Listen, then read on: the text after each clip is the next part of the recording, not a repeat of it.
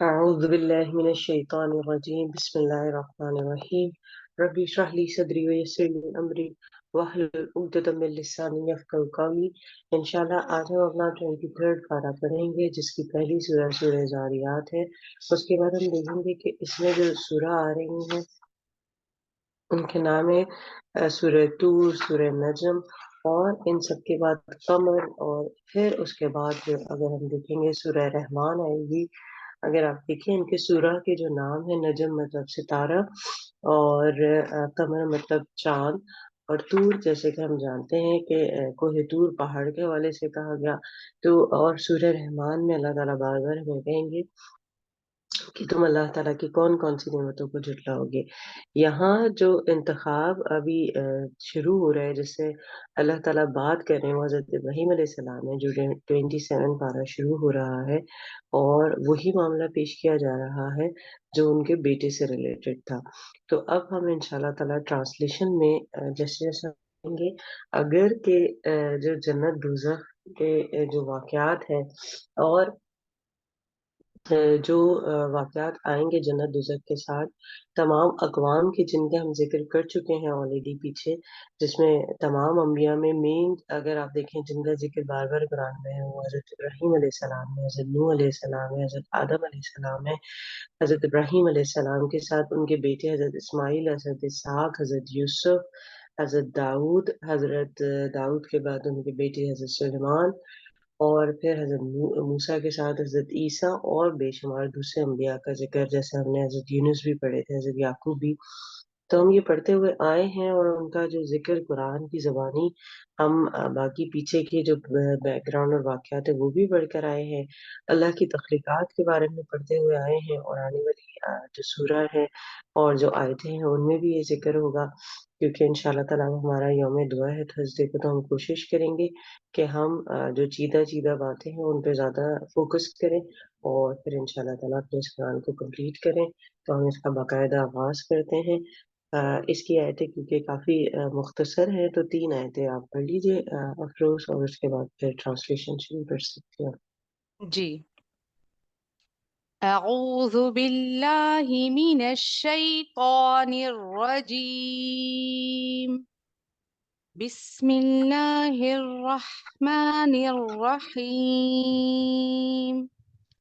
قال فما خطبكم أيها المرسلون، قالوا إنا أرسلنا إلى قوم مجرمين لنرسل عليهم حجارة من طين۔ ابراہیم علیہ السلام نے کہا کہ اللہ کے بھیجے ہوئے فرشتوں، تمہارا کیا مقصد ہے؟ انہوں نے جواب دیا کہ ہم گناہگار قوم کی طرف بھیجے گئے ہیں تاکہ ہم ان پر مٹی کے کنکر برسائیں جو تیرے رب کی طرف سے نشان زدہ ہیں ان حد سے گزر جانے والوں کے لیے۔ بس جتنے ایماندار وہاں تھے ہم نے انہیں نکال لیا، اور ہم نے وہاں مسلمانوں کا صرف ایک ہی گھر پایا، اور وہاں ہم نے ان کے لیے جو دردناک عذاب کا ڈر رکھتے ہیں ایک کامل علامت چھوڑ دی۔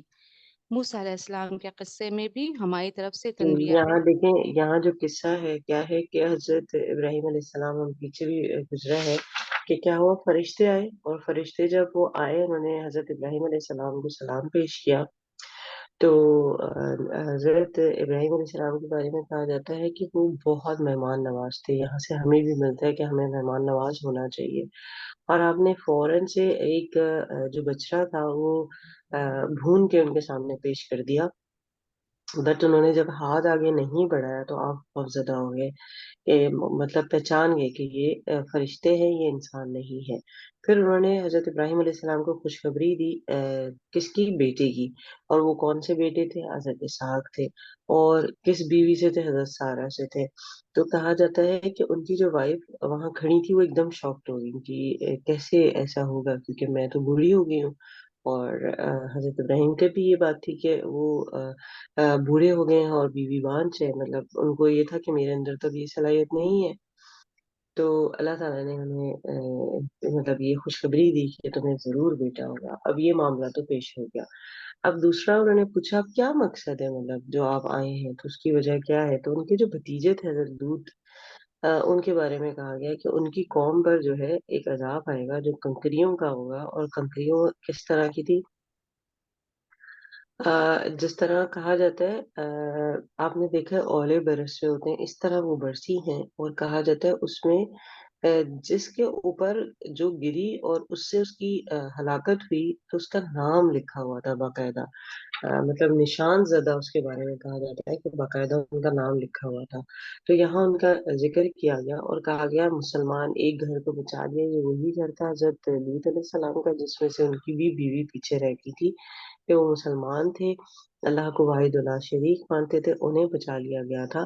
باقی جتنے بھی لوگ تھے جو قوم لوط کا جو فیل ہے وہ کیا کرتے تھے ان کو وہاں ختم کر دیا گیا تھا. تو حضرت ابراہیم کی خوشخبری لاسٹ پارے میں 26 کے آخری آیات میں تھی. اسی کا سلسلہ کلام یہاں پر حضرت لوط کی قوم پر جو عذاب ہے اس کا ذکر ہے. پھر اب جو ذکر آ رہا ہے وہ موسیٰ علیہ السلام کا ہے. جی موسیٰ علیہ السلام کے قصے میں بھی ہمارے طرف ایک تنبیہ ہے کہ ہمارے طرف سے تنبیہ ہے کہ ہم نے اسے فرعون کی طرف کھلی دلیل دے کر بھیجا. بس اس نے اپنے بل بوتے پر منہ موڑا اور کہنے لگا یہ جادوگر ہے یا دیوانہ ہے. بالآخر ہم نے اسے اور اس کے لشکروں کو اپنے عذاب میں پکڑ کر دریا میں ڈال دیا. وہ تھا ہی ملامت کے قابل. اسی طرح عادیوں میں بھی ہماری طرف سے تنبیہ ہے. جبکہ ہم نے ان پر خیر و برکت سے خالی آندھی بھیجی، وہ جس جس چیز پر گرتی تھی اسے بوسیدہ ہڈی کی طرح چورا چورا کر دیتی تھی. اور سمود کے قصے میں بھی عبرت ہے کہ جب ان سے کہا گیا کہ تم کچھ دنوں تک فائدہ اٹھا لو، لیکن انہوں نے اپنے رب کے حکم سے سرتابی کی جس پر انہیں ان کے دیکھتے دیکھتے تیز و تند کڑاکے نے ہلاک کر دیا. بس نہ تو وہ کھڑے ہو سکے نہ وہ بدلہ لے سکے. اور نوح کی قوم کا بھی اس سے پہلے یہی حال ہو چکا تھا. وہ بھی بڑے نافرمان لوگ تھے. آسمان کو ہم نے قوت کے ساتھ بنایا ہے اور یقیناً ہم کشادگی کرنے والے ہیں. اور زمین کو ہم نے فرش بنا دیا ہے، بس ہم بہت ہی اچھے بچھانے والے ہیں. جی اور ہر دیکھیں سلسلہ کلام وہی ہے کہ حضرت موسیٰ علیہ السلام فرعون کے پاس آئے، انہوں نے معجزے دکھائے. پھر وہ معاملہ پیش آیا جو انہوں نے تمام شہر سے جادوگروں کو بلایا. انہوں نے رسیاں ڈالی جو کہ دیکھنے والوں کی آنکھوں میں سانپ لگتا تھا. جب حضرت موسیٰ علیہ السلام نے اپنا عصا ڈالا وہ اژدہا بن گیا، ساری جو ہے رسیوں کو کھا لیا. پھر کیا ہوا، انہوں نے لشکر کا پیچھا کیا کیونکہ وہ آزاد کرانا چاہتے تھے حضرت موسیٰ علیہ السلام. تو اللہ تعالیٰ نے ان کو غرق کر دیا. پھر قوم عاد کی بات کی گئی. کہا جاتا ہے ایسی جو ہے ہوا چلتی تھی جیسے آپ نے دیکھا ہے درخت آپ کو بڑا ہی قداور ٹائپ کا ہے، کھڑا ہے اور اس کے اندر پھل لگا ہے، لیکن ایک وقت آتا ہے جب وہ سوکھ جاتا ہے اور سوکھتے سوکھتے ایسا ہو جاتا ہے کہ ہوائیں چلتی ہیں تو اس کے سوکھے پتے بھی اڑ جاتے ہیں. تو یہاں پر اس طریقے سے ختم ہو جانے والی ہے قوت کے باوجود جب بارش نہ ہو اور عذاب آ جائے تو خیر و برکت ختم ہو جائے تو پھر کیا ہوتا ہے، اس کو پورے طریقے سے ختم کر دیتا ہے، بھسم کر دیتا ہے. تو دونوں تیز ہوا کے بارے میں بات کی گئی جو تقریباً 7 راتیں اور 8 دن مسلسل چلتی رہی تھی. اس سب کے بعد آپ دیکھیں انہوں نے ذکر کیا ہے مزید حضرت سمود کے واقعے کا. اور پھر انہوں نے ذکر کیا ہے آگے کہ قوم نوح کے بارے میں. آپ دیکھیں ان پر کیا ہوا تھا کہ آسمان سے جو ہے پانی برسا تھا اور زمین سے بھی. تو ہم ڈفرینٹ طرح کے عذاب دیکھ رہے ہیں کس طریقے کا کہ آپ دیکھیں کہ قوم سے اوپر سے پتھر جو ہے اللہ تعالیٰ کی طرف سے ان پر عذاب کی طرح نازل ہوئے ہیں. پھر ہواؤں کے حوالے سے ہم دیکھ رہے ہیں کیسی ہوائیں چلی ہیں. پھر ہم نے پانی جو بارش برسی ہے اس کے حوالے سے دیکھ رہے ہیں. تو اس لیے ہمیں ان تمام چیزوں میں اللہ تعالیٰ کی پناہ مانگتے رہنا چاہیے. اللہ تعالیٰ نے کون سی چیز ہمارے لیے رکھی ہے ہم نہیں جانتے. جی اور ہر چیز کو ہم نے جوڑا جوڑا پیدا کیا ہے تاکہ تم نصیحت حاصل کرو، پس تم اللہ کی طرف دوڑ بھاگ کرو. یقیناً میں تمہیں اس کی طرف سے صاف صاف تنبیہ کرنے والا ہوں، اور اللہ کے ساتھ کسی اور کو معبود نہ ٹھہراؤ. بے شک میں تمہیں اس کی طرف سے کھلا ڈرانے والا ہوں. اسی طرح جو لوگ ان سے پہلے گزرے ہیں ان کے پاس بھی جو بھی رسول آیا انہوں نے کہہ دیا کہ یا تو یہ جادوگر ہے یا دیوانہ ہے. کیا یہ اس بات کی ایک دوسرے کو وصیت کرتے گئے ہیں؟ نہیں، بلکہ یہ سب کے سب سرکش ہیں۔ تو آپ ان سے منہ پھیر لیں، ان پر آپ پر کوئی ملامت نہیں ہے، اور نصیحت کرتے رہیں، یقیناً یہ نصیحت ایمانداروں کو نفع دے گی۔ میں نے جنات اور انسانوں کو جی، محض یہاں پر بتایا جا رہا ہے، دیکھیں اللہ تعالیٰ نے کیا کرا، ہر چیز کو جڑا جڑا پیدا کیا، مطلب مؤنث اور مذکر، آدمی اور مرد، اس طرح سے جیسے آپ دیکھیں کہ خشکی کے ساتھ تری ہے، روشنی کے ساتھ اندھیرا ہے، سورج کے ساتھ چاند ہے، کڑوے کے ساتھ میٹھا ہے، دن کے ساتھ رات ہے، شر کے ساتھ خیر ہے، زندگی کے ساتھ موت ہے، ایمان کے ساتھ کفر ہے، اسی طرح جنت کے ساتھ دوزخ ہے، تو انسان ہے تو جن بھی ہے۔ تو اگر آپ ان تمام چیزوں کو دیکھیں تو اللہ تعالیٰ نے ہر ایک کو جوڑے کے ساتھ پیدا کیا ہے، اور یہاں پر بتایا جا رہا ہے ان کا جو پیدا کرنا ہے صرف وہ یہ ہے کہ اللہ کو ایک مانا جائے، اس کے ساتھ آپ کسی کو شریک نہ کریں، تو وہ ایک ہی ہے جو تمام ہستی کو چلا رہا ہے۔ اگر آپ دیکھیں دن رات کا آنا جانا، موت کا دینا، یا زندگی بخشنا، یہ سب اللہ تعالیٰ کی طرف سے ہے۔ تو اگر اس سلسلے میں دو لوگ ہوتے تو نظام بگڑ چکا ہوتا۔ مثال کے طور پر آپ دیکھیں، گھر کو چلانے والے زیادہ لوگوں پر نہ جائیں، ہسبینڈ وائف ہوتے ہیں، سم ٹائم آپ نے کہیں جانا ہے، دونوں الگ الگ ٹائمنگز میں، وہ کہتے ہیں آپ نے کار میں جو ہے اگر 6 o'clock پہنچنا ہے تو 5 o'clock کار میں، وہ کہتی ہے نہیں 5:15 ہونا چاہیے، تو اس پر ہی بحث شروع ہو جاتی ہے۔ کھانے پر بحث ہو جاتی ہے کہ نہیں آج یہ پکے گا، نہیں آج نہیں یہ پکے گا۔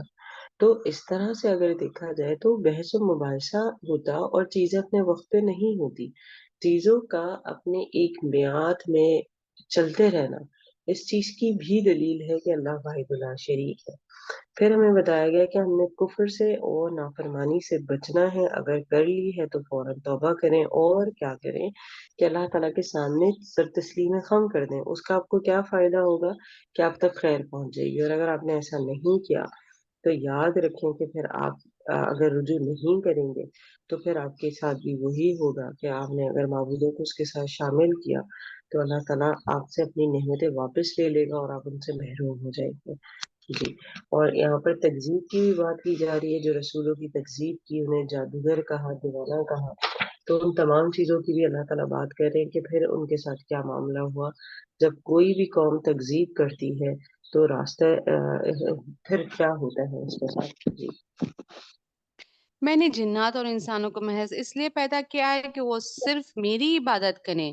نہ میں ان سے روزی چاہتا ہوں، نہ میری یہ چاہت ہے کہ یہ مجھے کھلائیں۔ اللہ تو خود ہی سب کا روزی رسا، قوت والا اور زوراور ہے۔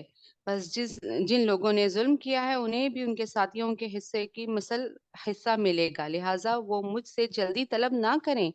بس تباہی ہے کافروں کے لیے اس دن کے آنے سے جس کا ان سے وعدہ کیا جا رہا ہے۔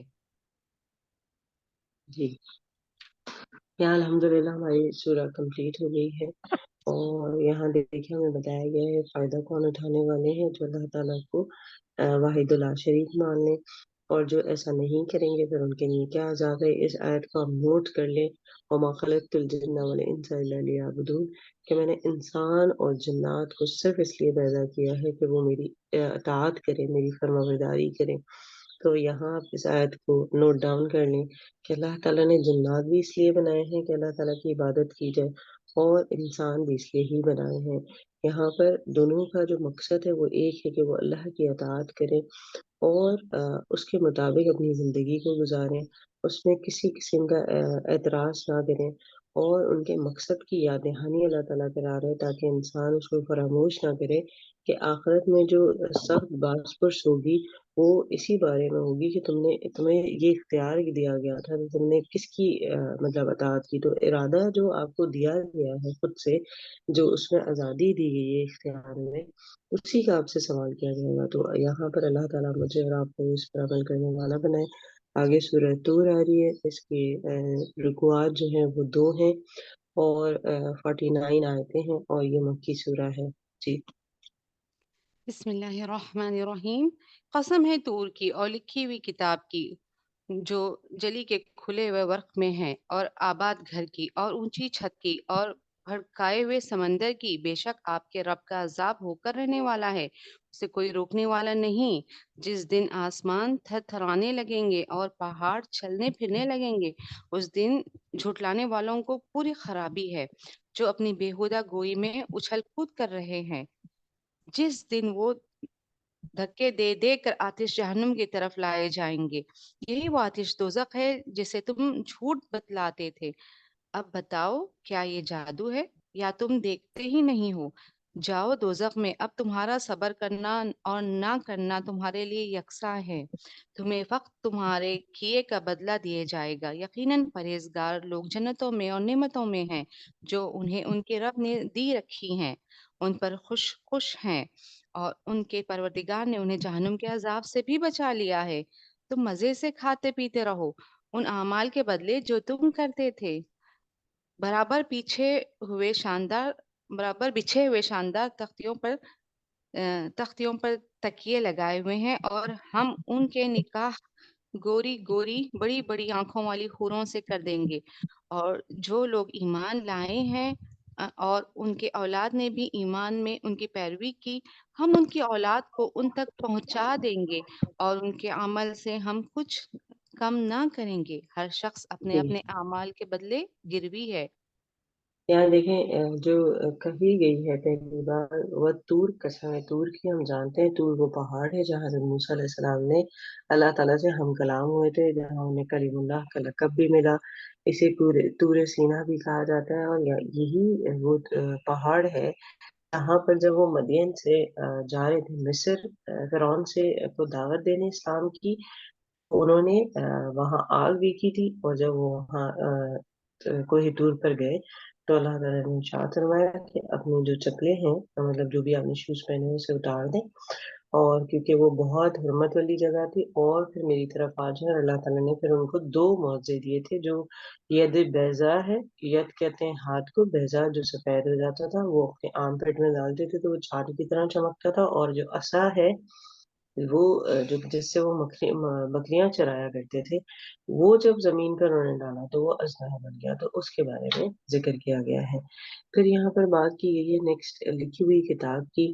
तो यहाँ पर आप देखें तो इससे मुराद कुरान मजीद भी है, जो कि लोहे महफूज पर अल्लाह ताला ने अपने पास सेव की हुई है, और इंसानी अमालनामे भी जो कि फरिश्ते लिख रहे हैं, दोनों चीजें उसके अंदर आ जाती हैं। और फिर उसके बाद और आगे अल्लाह ताला तो तरतीब से ये बात कह रहे हैं, क्या है कि बारीक चमड़ा जिस पर लिखा जाता है, उसे कहा जाता है मजबूत, यानी फैलाने वाला। तो उनके जिक्र करने के बाद अल्लाह ताला ने इरशाद फरमाया, और आबाद घर की और ऊंची छत की। तो यहाँ पर आप देखें कि क्या है कि अल्लाह ताला ने जो आसमानों में भी फरिश्ते अल्लाह ताला की इबादत कर रहे हैं, बैतुल मामूर से मुराद है, यानी खाने काबा। यहाँ पर कुछ अहादीस ऐसी भी आती हैं कि अल्लाह ताला के इतने फरिश्ते हैं कि कुछ ऐसी अल्लाह ताला ने जगहें रखी है, जैसे मिसाल के तौर पर, तो वहां पर सिर्फ एक फरिश्ता एक दफा एंटर होकर चला जाता है। मतलब इतनी ज्यादा तादाद में फरिश्ते हैं अल्लाह ताला के पास कि हर एक को एक ही बार वहाँ इबादत करने का मौका मिलता है। तो यहाँ हमें पता चला है कि अल्लाह ताला ने जो आसमान और जमीन बनाए हैं, दिन रात का आना जाना है, पहाड़ों का अपनी जगह ठहरे रहना है, इन सब में हम सब के लिए एक निशानी है, अगर हम उस पर गौर व फिक्र करें। यहाँ हमें ये भी बताया गया कि बेहुदा गोई से हमने बचना है।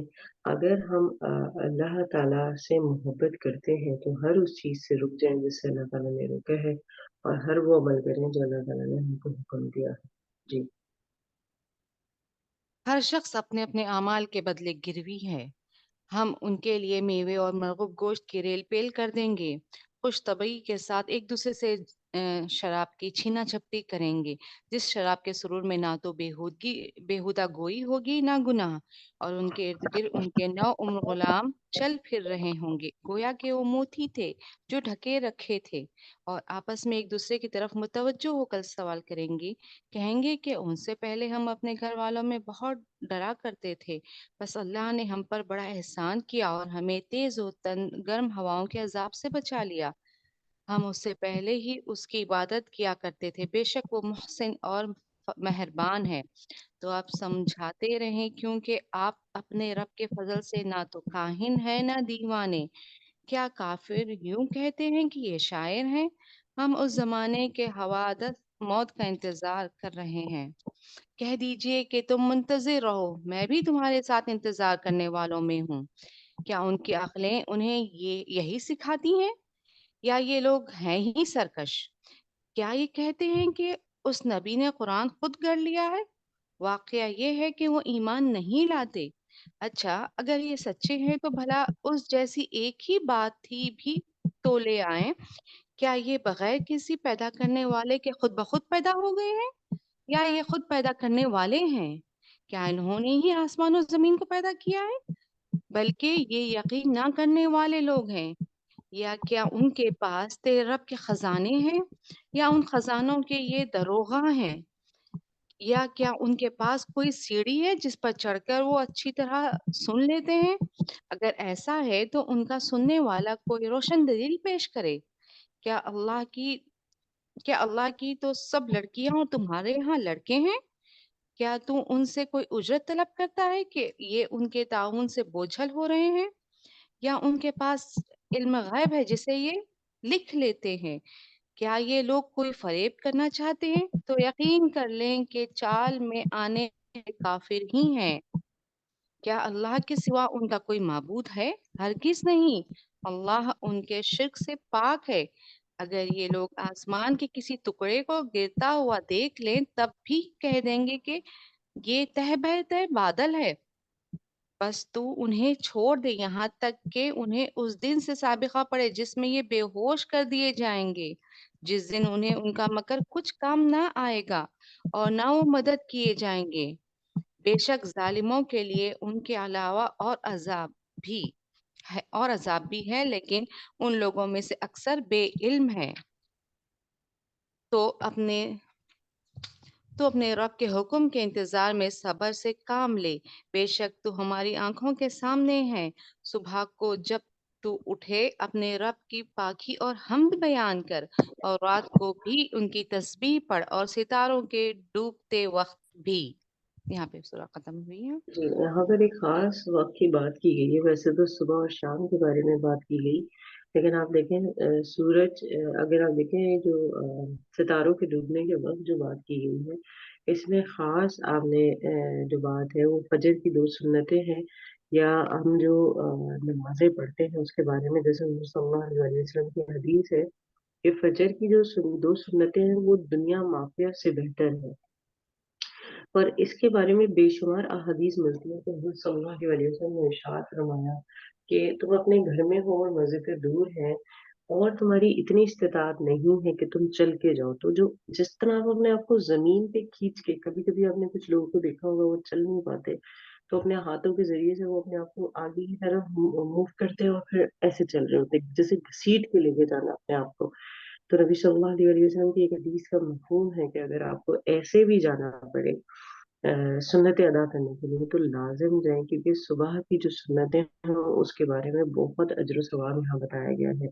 پھر قیام اللیل کا بھی ذکر کیا گیا، وہ کیا ہے؟ جو تہجد ہے۔ تو ابھی الحمدللہ ہم اس بات کا خیال رکھتے ہیں، جیسے میں نے آپ کو کہا تھا عشاء کے بعد کا جو ٹائم ہے رات کو 3 حصوں میں تقسیم کیا جا سکتا ہے، اول، درمیان اور آخری، جیسے سحر کا جو ٹائم ہوتا ہے، تو تینوں میں ہی پڑھ سکتے ہیں آپ اپنی مطلب ٹائمنگ کے اکارڈنگلی کہ آپ کے پاس کتنا ٹائم ہے، کیونکہ کچھ لوگ جلدی ہی سو جاتے ہیں، کیونکہ ہماری سنت سے بھی ثابت ہے کہ عشاء کی نماز کے بعد آپ سو جائیں۔ تو جب آپ کو موقع ملے تو آپ ضرور قیام اللیل کا ضرور خیال کریں۔ جی، آگے سورہ نجم آ رہی ہے، اس کے 3 رکوعات ہیں اور 62 آیتیں ہیں، اور یہ مکی سورہ ہے۔ جی۔ بسم اللہ الرحمن الرحیم۔ قسم ہے ستارے کی جب وہ گرے کہ تمہارے ساتھی نے نہ راہ گم کی ہے نہ وہ ٹیڑھی راہ پر ہے، اور نہ اپنی خواہش سے کوئی بات کہتے ہیں۔ وہ تو صرف وہی ہے جو اتاری جاتی ہے، اسے پوری طاقت والے فرشتے نے سکھایا ہے جو زور آور ہے۔ پھر وہ سیدھا کھڑا ہو گیا اور وہ بلند آسمان کے کناروں پر تھا، پھر نزدیک ہوا اور اتر آیا، بس وہ 2 کمانوں کے بے قدر فاصلے پر گیا، بلکہ اس سے بھی کم۔ بس اس نے اللہ کے بندے کو وہی پہنچائی جو بھی پہنچائی۔ دل نے दिल ने झूठ नहीं कहा जिसे पैगंबर ने देखा। क्या तुम झगड़ा करते हो उस पर जो वो पैगंबर देखते हैं? यहाँ अगर आप देखें, नजम से सितारों से मुराद है और कहा जा रहा है कसम है सितारों की जब वो गिरे। तो यहाँ पर आप देखें कि जो सितारे हैं उनके बारे में बताया जा रहा है कि उनका क्या होता है, ऊपर से नीचे की तरफ गिरना जब रात के इख्तिताम पर।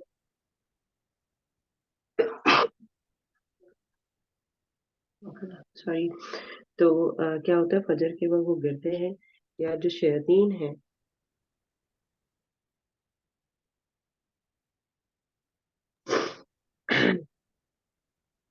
तो उनके बारे में बताया जा रहा है कि क़यामत वाले दिन उनका क्या मामला होगा। यहाँ पर नबी सल्लल्लाहु अलैहि वसल्लम की सदाकत को वाज़ेह किया जा रहा है। नबूवत से पहले भी, क्योंकि नबी सल्लल्लाहु अलैहि वसल्लम अपनी ज़िंदगी का एक बहुत बड़ा हिस्सा वहाँ गुजार चुके थे।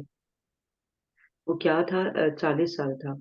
जैसे आप देखें, ये जो बात कही जा रही है कि तुम्हारे जो साथी ने ना राह गुम की है ना टेढ़ी राह पर आया, क्योंकि वो तो ये कहते थे ना, जो नबी सल्लल्लाहु अलैहि वसल्लम ने उनके वजह की रास्ते से छोड़ दी, तो उन्होंने कहा यही नाउज़ुबिल्लाह गलत रास्ते पे। तो अल्लाह ताला यहाँ बता रहे हैं कि देखो, उन्होंने तो शब रोज के तमाम मामला तुम्हारे सामने, उनके अखलाक और किरदार को आप जानते हैं। आप जानते हैं कि वो कितने अमानतदार हैं, क्योंकि आप तो मशहूर ही सादिक और अमीन से थे। तो और उन्होंने अपनी जिंदगी के 40 साल वहां गुजार चुके थे। देखो, 40 साल एक ऐसा वक्त होता है, अगर आप देखें उसमें लाव वाली जितनी हरकतें होती हैं आप कर चुके होते हैं, और इस एज पे पहुंचने के बाद आप थोड़े से मिच्योर हो चुके होते हैं। तो इतने अरसे के बाद उन्होंने 40 साल के हुए, नबूवत का दावा किया, तो उन्होंने क्या करा, वो एकदम से उन्होंने उनके लिए अपनी सोच बदल दी। उन्होंने कहा यही नाउजुबिल्लाह गुमराह हैं, या बहके हुए हैं, या राह हक पर चलने वाले हैं। क्यों कह रहे थे वो ये? अपनी जहालत और नाइल्मी की बिना पर, क्योंकि उनको ये पता ही नहीं था असल जो कामयाबी है वो क्या है, अल्लाह को वाहिदुल्लाह शरीक मानना। तो यहाँ पर उस चीज के बारे में बताया गया और कहा गया, ना अपनी ख्वाहिशात से कोई बात कहते हैं, वो तो सिर्फ वही सिर्फ वही है जो उतारी उतारी जाती है। तो यहाँ पे कहा गया, ये जो तुम कह रहे हो बहके हुए हैं, तो ऐसा नहीं है, बल्कि ये तो वही है, और ये रब्बुल आलमीन की तरफ से नाजिल की जाती है। और उनकी अगर आप देखें नबी सल्लल्लाहु अलैहि वसल्लम के बारे में, कि अल्लाह ताला ने, जैसे हुजूर सल्लल्लाहु अलैहि वसल्लम की बेशुमार अहादीस से साबित है कि आपके ज़बान मुबारक से हक के सिवा कभी कुछ नहीं निकलता। क्यों? क्योंकि आप अल्लाह ताला के रसूल थे। जैसे हम देखते हैं कि चाहे वो इसराइली रिवायत थी, लेकिन हज़रत मूसा अलैहिस्सलाम के बारे में कहा गया कि जब लोगों को ये जो नजूमी थे उनको ये गुमान हुआ कि शायद कि ये वही बच्चा है जिसको जो पूरी सल्तनत को चेंज कर देगा फिरौन की, तो उन्होंने क्या करा, उनके आगे किताबें और हीरे और आग रखी, और वो किताबों की तरफ हाथ बढ़ा ही रहे थे, तो उनका हाथ कोयलों की तरफ कर दिया, और उन्होंने वो मुंह में रख लिया एक बच्चों ने ही से। तो कहा जाता है कि जो अम्बिया हैं वो बचपन से नेक होते हैं। तो यहाँ पर कहा गया है कि जो कुछ भी उनके मुंह से निकला है वो तमाम का तमाम खैर है, और कभी उन्होंने गलत बात नहीं की ना। जैसे होता है ना, समटाइम इंसान के जज्बात पर कंट्रोल नहीं होता तो कुछ भी कह जाता है। तो ऐसा नहीं कि उन्होंने कोई बात ऐसे खिलाफ वाकई उनके मुंह से भी नहीं निकली, क्योंकि अल्लाह ताला ने उनको ऐसे मुकर्रर किया था। और फिर उसके बाद सिलसिला इकराम जो जा रहा है वो हज़रत जिब्राइल की तरफ जा रहा है, जो फरिश्तों में सबसे कवी हैं, और कहा जाता है फरिश्तों में सबसे अगर देखा जाए तो तमाम फरिश्तों के सरदार भी हैं। तो जब वो नबी सल्लल्लाहु अलैहि वसल्लम के पास वही लेकर आते थे, तो नबी सल्लल्लाहु अलैहि वसल्लम बज़ाहिर उनको देखते भी थे। तो उस सब का जिक्र फिर आगे आ रहा है। जी। उसे तू एक मर्तबा और भी देखा था, सिदरतुल मुंतहा के पास। उसी के पास जन्नतुल मअवा है, जिसके सिदरा को छुपाए लेती थी वो चीज जो छा रही थी। ना तो निगाह बहकी ना हद से बढ़ी। यकीनन उसने अपने रब की बड़ी बड़ी निशानियों में से पास निशानियां देख ली। क्या तुमने लात और उज्जा को देखा और मना जी, तीसरी को यहाँ भी? पर अब क्या कहा जा रहा है, जो जिब्राइल अलैहिस्सलाम के बारे में बताने के बाद कि हज़रत जिब्राइल किस तरह के होंगे, उनकी असल शक्ल नबी सल्लल्लाहु अलैहि वसल्लम ने देखी, उनके पर 600 से ज़्यादा होंगे, जो कहा जाता है ईस्ट एंड वेस्ट दोनों तरफ फैले हुए होंगे, इतने ज़्यादा होंगे। और तो आप सल्लल्लाहु अलैहि वसल्लम ने उनकी अजीम कुदरत जो अल्लाह ताला की तरफ से वो देखी है। फिर लैलतुल मेराज जो है, मतलब معراج کی رات کی بات کی جا رہی ہے کہ اس میں کیا ہوا تھا، جب جبرائیل علیہ السلام کو کیسے دیکھا تھا سدرۃ المنتہا جو ایک بیری کا درخت ہے، اس کے بارے میں بتایا جا رہا ہے، جو چھٹے اور ساتویں آسمان پہ تک آپ نے دیکھا تھا، جہاں کچھ ایسی جگہ تھی جہاں پر اس کے بعد کوئی بھی مطلب جو ان کے ساتھ ان کی سواری تھی، جتنے بھی لوگ تھے، وہ اس جگہ سے آگے نہیں جا سکتے تھے سدرۃ المنتہا سے۔ اور ادھر جنت الماوا کی بات بھی کی گئی ہے، جس کا مطلب وہ جگہ ہے جہاں حضرت آدم علیہ السلام کا مسکن رہی، جو اللہ تعالیٰ نے وہاں رکھا تھا، اور کہا جاتا ہے یہی جو ہے روح بھی جمع کریں گے۔ تو یہاں پر ان کا ذکر کرنے کے بعد دوبارہ شب معراج کی بات ہو رہی ہے، جس میں اللہ تعالیٰ نے نبی صلی اللہ علیہ وسلم کو مشاہدہ کرایا تھا تمام تجلیات کا، اور آپ دیکھیں جنت دوزخ کا، اور یہی وہ دن ہے جس پر نبی صلی اللہ علیہ وآلہ وسلم پر آپ دیکھیں 5 وقت کی جو ہے نماز فرض کی گئی تھی، اور اس میں کیا ہوا تھا کہ مسلمانوں کی مغفرت نبی صلی اللہ علیہ وسلم نے اللہ تعالیٰ سے مانگی تھی، اور اس چیز سے کہا تھا کہ ان کو شرک کی آلودگی سے پاک کیا جائے۔ تو یہاں الحمدللہ میں تمام چیزیں ملتی ہیں جو نبی صلی اللہ علیہ وآلہ وسلم کی ذات سے ہے، اور کہا جاتا ہے جو ورڈ استعمال ہوا کہ نبی صلی اللہ علیہ وسلم کی نگاہیں دائیں بائیں ہوئی، اور نہ ہی حد سے بلند ہوئی تھی جب وہ اللہ تعالیٰ سے بات کر رہے تھے، بلکہ وہ ایک مخصوص طریقے سے فوکس ہو کے، یکسو ہو کے، کانسنٹریٹ ہو کر صرف اللہ تعالیٰ کی بات سن رہے تھے۔ یہاں کیا پتہ چلتا ہے کہ جب ہم کسی بڑے گھر میں جائیں یا بڑے عہدے پہ جائیں، جیسے فار ایگزامپل آپ کسی پرائم منسٹر سے ملنے جا رہے ہیں، کسی کنگ سے ملنے جا رہے ہیں، کوئی بہت بڑی حیثیت رکھتا ہے، تو آپ کیا کرتے ہیں، چھپکی چھپکی آنکھوں سے نا اس کی در و دیوار کو بھی دیکھ رہے ہوتے ہیں، ان کی سیٹنگز کو بھی دیکھ رہے ہوتے ہیں، ان کے گھر ٹیبل اور دوسری چیزوں کو بھی دیکھ رہے ہوتے ہیں، ڈیکوریشن کو دیکھ رہے ہوتے ہیں۔ کیوں؟ وہ چھپی ہوئی آنکھ سے دیکھ رہے ہو یا بغیر دیکھ رہے ہو کہ کس طریقے سے انہوں نے چیزوں کو رکھا ہوا ہے ترتیب سے یا سارا کچھ۔ یہاں کہا جا رہا ہے ظاہر سی بات ہے وہ جس جگہ گیا اس کا مقام بہت اونچا تھا، بٹ وہ کسی طرف بھی ڈسٹریکٹ نہیں ہو رہے تھے، وہ صرف ایک فوکس تھے اللہ تعالیٰ کی طرف۔ تو یہاں ہمیں پتہ چلتا ہے کہ اور اس کی وجہ کیا تھی، وہ اتنے فوکس کیوں تھے؟ ریزن یہ تھی کہ دنیا میں جب وہ عبادت کرتے تھے تب بھی وہ فوکس تھے، تو وہ ایک عادتاً جو ہے اللہ تعالیٰ کی طرف متوجہ تھے، اور اس کے اراؤنڈ کسی چیز پر ان کی نظر ہی نہیں جا رہی تھی، نہ وہ اس کی طرف متوجہ ہو رہے تھے۔ تو یہاں ہمیں ایک چیز جو سیکھنے کو ملتی ہے تو نبی صلی اللہ علیہ وسلم کا اسوہ، اور نبی صلی اللہ علیہ وسلم کو اللہ تعالیٰ نے اس لیے مبعوث کیا کہ ہم ان کی زندگی کے مطابق، ان کی بتائی ہوئی تعلیمات کے مطابق اپنی زندگی میں گزاریں۔ تو ہمیں یہ عادت بنانی چاہیے، جب ہم قرآن پڑھ رہے ہیں، جب ہم اللہ تعالیٰ کی عبادت کر رہے ہیں، نمازوں میں تراویح پڑھ رہے ہیں، تہجد پڑھ رہے ہیں، قیام اللیل کر رہے ہیں، 5 وقت کی نماز پڑھ رہے ہیں، ایون اگر آپ روزہ بھی رکھ رہے ہیں، تو آپ فوکس ہونا چاہیے، آپ اللہ تعالیٰ کی طرف متوجہ ہونا چاہیے۔ آپ کو پتہ ہے ایک باقاعدہ جو سروے ہے اس سے یہ پتا چلا ہے کہ اگر آپ نماز کے وقت، صرف نماز کے وقت اپنے آپ کو فوکس کر لیں، تو مینٹلی آپ مزید اسٹرانگ ہو جاتے ہیں، کیونکہ آپ یکسو ہو گئے ہیں۔ اور آپ یہ کر کے دیکھیں، آپ جو بات کہی گئی ہے نا کہ جو ہم بار بار قرآن میں پڑھ رہے ہیں، وَاسْتَعِینُوا بِالصَّبْرِ وَالصَّلَاةِ، مدد حاصل کرو صبر سے اور نماز سے، تو یہ وہی نماز ہے کہ آپ جب جا نماز پہ کھڑے ہوئے تو سب چیزوں سے کٹ گئے، بالکل کسی کی طرف آپ کی توجہ نہیں جا رہی، نہ آپ کے ذہن کسی طرف ڈسٹریکٹ ہو رہا ہے، آپ پوری یکسوئی کے ساتھ جب اللہ تعالیٰ کی طرف متوجہ ہوتے ہیں، اور اپنے آپ کو دائیں بائیں ادھر ادھر کی نہ سوچے لے کر آتے، نہ کسی چیز کی طرف متوجہ ہوتے ہیں، صرف اس کی عبادت کرتے ہیں، جیسے آپ اس سے بات کر رہے ہو، جیسے سم ٹائم آپ فون پہ کسی اپنے چاہنے والے سے بات کر رہے ہو، اپنے پیرنٹس سے یا سبلنگ سے، تو آپ کے بچے پیچھے سے شور کرتے ہیں، آپ کہتے ہیں ذرا چپ کر جائیں، امی سے بات کر رہی ہوں یا ان سے بات کر رہی ہوں یا جو بھی بات کر رہی ہوں، ٹھیک ہے، آپ فوکس کر رہے ہوتے ہیں کہ ہم نے ان کی بات سننی بھی ہے اور ان کو اچھے سے بات کرنا، وہ آپ کا ریلیکسنگ ٹائم ہوتا ہے دیکھا جائے تو اگر آپ ایسے نمازیں پڑھتے ہیں تو آپ یقین رکھیں آپ کی زندگی میں بہت سکون ملتا ہے، مینٹلی اسٹریس ختم ہونا شروع ہو جاتا ہے، کیونکہ آپ جب سجدے میں جاتے ہیں، اگر آپ یاد رکھیں جو کہا گیا ہے نا، خوشی اور غم کا جو سجدہ ہے، آپ جب سجدے میں جاتے ہیں تو آپ کی جو باڈی کی جو بلڈ پریشر جو ہوتا ہے جو ایک دم تیزی سے موو کرنے لگتا ہے، جب خوشی میں بھی اور غم میں بھی، تو وہ نارمل ہو جاتا ہے جب آپ سجدے میں جاتے ہیں۔ پتہ ہے آپ کوئی بات، کتنے لوگ ایسے ہیں جو میں آپ کو بتاؤں کہ خوشی کی وجہ سے جن کی ڈیتھ ہوئی، کیونکہ وہ ان کے جو جذبات تھے وہ کنٹرول میں نہیں رہے، اسی طرح غم سے بھی ہوتی ہے، جیسے آج کل ہارٹ اٹیک ہو رہے ہیں، تو اس چیز کو کنٹرول کرنے کے لیے سجدہ سب سے بہترین عمل ہے. جیسے ہماری ایک ساتھی تھی، وہ اکثر کہتی تھی جب وہ ٹریول کرتی ہے تو ان کی بلڈ میں کچھ اس طرح کا پریشر بنتا ہے کہ جب وہ جہاں پر بھی لینڈ کرتی ہیں وہ سب سے پہلے پرے روم میں جا کے انہیں سجدہ کرنا پڑتا ہے تھوڑی دیر تک، تاکہ ان کا جو باڈی ہے اور اس کا جو بلڈ ہے وہ پورے طریقے سے دماغ تک پہنچے اور ان کو ٹھیک سے آکسیجن اور تمام چیزیں آئیں.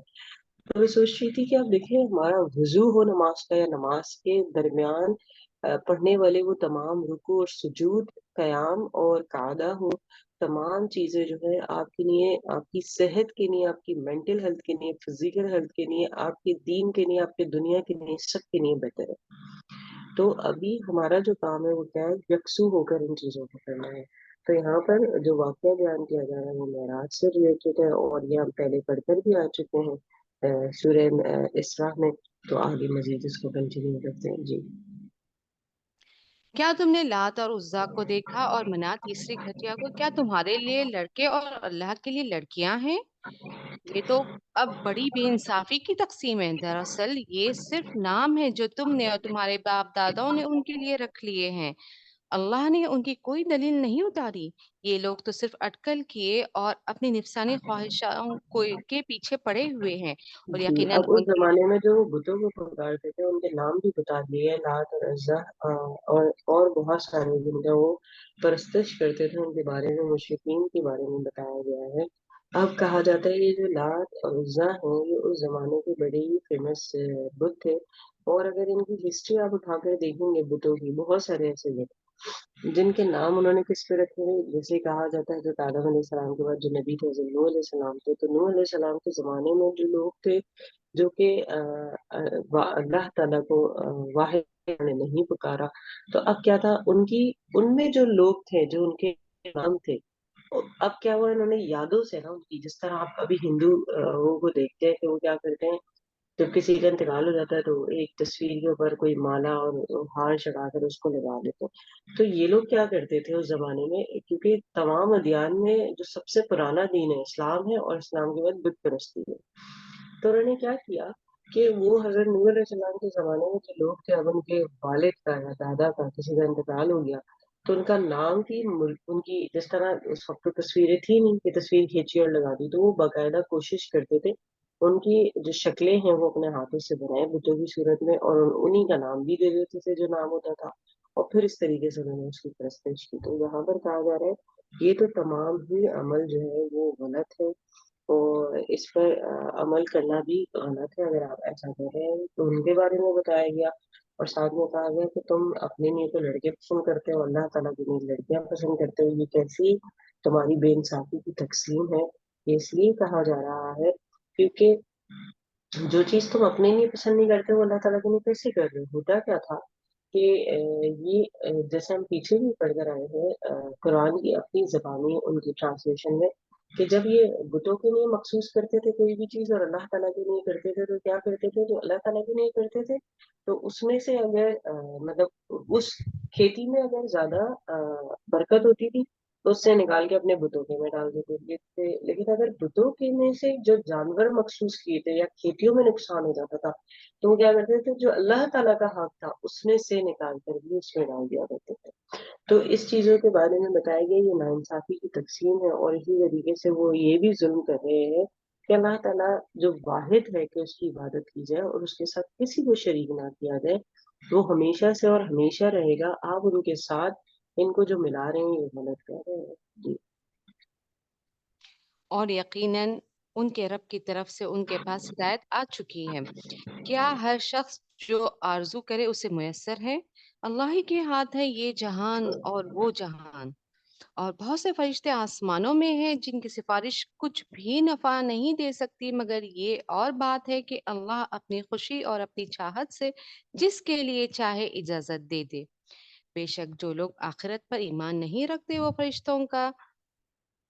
فرشتوں کا زنانہ نام مقرر کرتے ہیں. سبحان اللہ.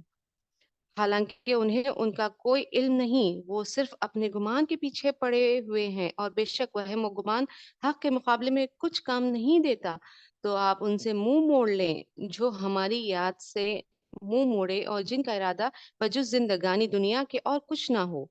यही उनके इल्म की इंतहा है। आपका रब उससे खूब वाकिफ है जो जी, उसकी यहाँ राह पर से आप देखें भटक गए। सिलसिले कलाम में क्या पता चलता है कि फरिश्ते भी जो है यहाँ पर मीनिंग से भी आप देखें पता चल रहा है कि फरिश्ते जो सिर्फ और सिर्फ अल्लाह ताला की इबादत करते हैं, कहा जा रहा है जिनकी सिफारिश कुछ भी नफा ना देगी, यानी अगर वो भी किसी की सिफारिश करेंगे तो उनको भी किसी को फायदा नहीं देगी, क्योंकि आखिरत वाले दिन सिर्फ जो अमल करते हैं आप उसकी अवज से आपको जन्नत या दोजख में जाना है। तो असल चीज क्या है कि हम दुनिया में अपने अमाल को ठीक कर लें, हिदायत की राह जो अल्लाह ताला ने हमें दिखाई है उस पर चलने लगे, गुमराही को छोड़ दें, क्योंकि जिसको चाहता है अल्लाह ताला हिदायत देता है और जिसे चाहता है गुमराह कर देता है। ये बात तो हम जानते हैं, लेकिन आप देखें जो नेकोकार होते हैं उनका सिला नेकी में मिलता है और जो बदकार होते हैं उनको बुराइयों का बदला मिलता है। तो यहाँ पर हमें क्या करना है, हमने अल्लाह ताला से हिदायत मांगनी है। जैसे हम देखते हैं ईदिन सिरातुल मुस्तकीम, हम सूरह फातिहा जो स्टार्टिंग दुआ है उसमें मांगते हैं, और उसे आप देखें सूरह शिफा भी कहा गया, और ये वाहिद सूरह है सूरह फातिहा जो कुरान में सबसे पहले अगर देखें पेज पर मौजूद है, उसके बाद सूरह बकरा है, और कुरान ने खुद इसकी अहमियत के बारे में बताया। ऐसी आयतें जो 7 बार बार बार पढ़ी जाती है, तो जो सूरह है वो अलहम्द से शुरू नहीं होती बल्कि बिस्मिल्लाह से शुरू होती है। तो उसके अंदर हमने देखा कि हिदायत मांगने का तरीका बताया, क्योंकि उसमें आधी सूरह में अल्लाह की हम्दो सना है और आधी में दुआएं हैं। तो हमें अल्लाह ताला से हिदायत मांगते रहना चाहिए। जी। यही उनकी इल्म की इंतहा है। आपका रब उससे खूब वाकिफ है जो उसकी राह से भटक गया है, और वही खूब वाकिफ है जो उससे जो भी राह याफ्ता है। और अल्लाह ही का जो कुछ आसमानों में है और जो कुछ जमीन में है, ताकि अल्लाह बुरे अमल करने वालों को उनके अमाल का बदला दे और नेक काम करने वालों को अच्छा बदला इनायत फरमाए। उन लोगों को जो बड़े गुनाहों से बचते हैं और बेहयाई से भी, सिवाय किसी छोटे से गुनाह के, बेशक तेरा रब बहुत कुशादा मग़फ़िरत वाला है। वो तुम्हें बखूबी जानता है। जब उसकी जब उसने तुम्हें ज़मीन से पैदा किया और जब तुम अपनी माँओं के पेट में बच्चे थे, बस तुम अपनी पाकीज़गी आप बयान ना करो। वही परहेज़गार को खूब जानता है। क्या आपने उसे देखा जिसने मुँह मोड़ लिया और बहुत कम दिया और हाथ रोक लिया? क्या उसे इल्म गैब है कि वो सब कुछ देख रहा है? क्या उसे उस चीज़ की खबर नहीं दी गई जो मूसा के सहीफ़ों में था, और वफ़ादार इब्राहीम की, कि कोई बोझ उठाने वाली जान किसी दूसरे का बोझ ना उठाएगी? और ये कि हर इंसान के लिए सिर्फ वही है जिसकी कोशिश खुद उसने की, और ये कि बेशक उसकी कोशिशें अनकरीब देखी जाएंगी, फिर उसे पूरा पूरा बदला दिया जाएगा। और ये जी, कि यहाँ आप पर देखेंगे पूरे तरीके से वजाहत की गई फिर माँ के पेट में जिस तरह इंसान को रखा है उसकी, और क्या वजह है?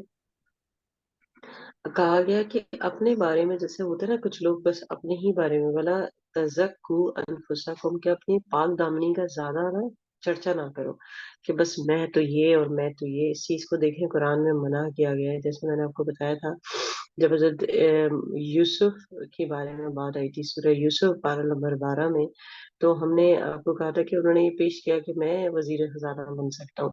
तो वो इसलिए था कि उनके अंदर वो सलाहियत थी, वो बिल्कुल ऐसा था जैसा आप सीवी पेश करते हैं। तो जहां आपको जरूरत है, फॉर एग्जांपल अभी हम कुरान की क्लास ले रहे हैं, कुरान की क्लास में रिलेटेड कोई भी बात आप मुझसे मैं आपसे डिस्कस करती हूँ वो ठीक है, लेकिन हर महफिल में जाकर जिस तरह कुछ लोग होते हैं डिग्री तो साथ लेके नहीं जाते, लेकिन या तो अपने अल्फाजों से उसको बताते रहते हैं।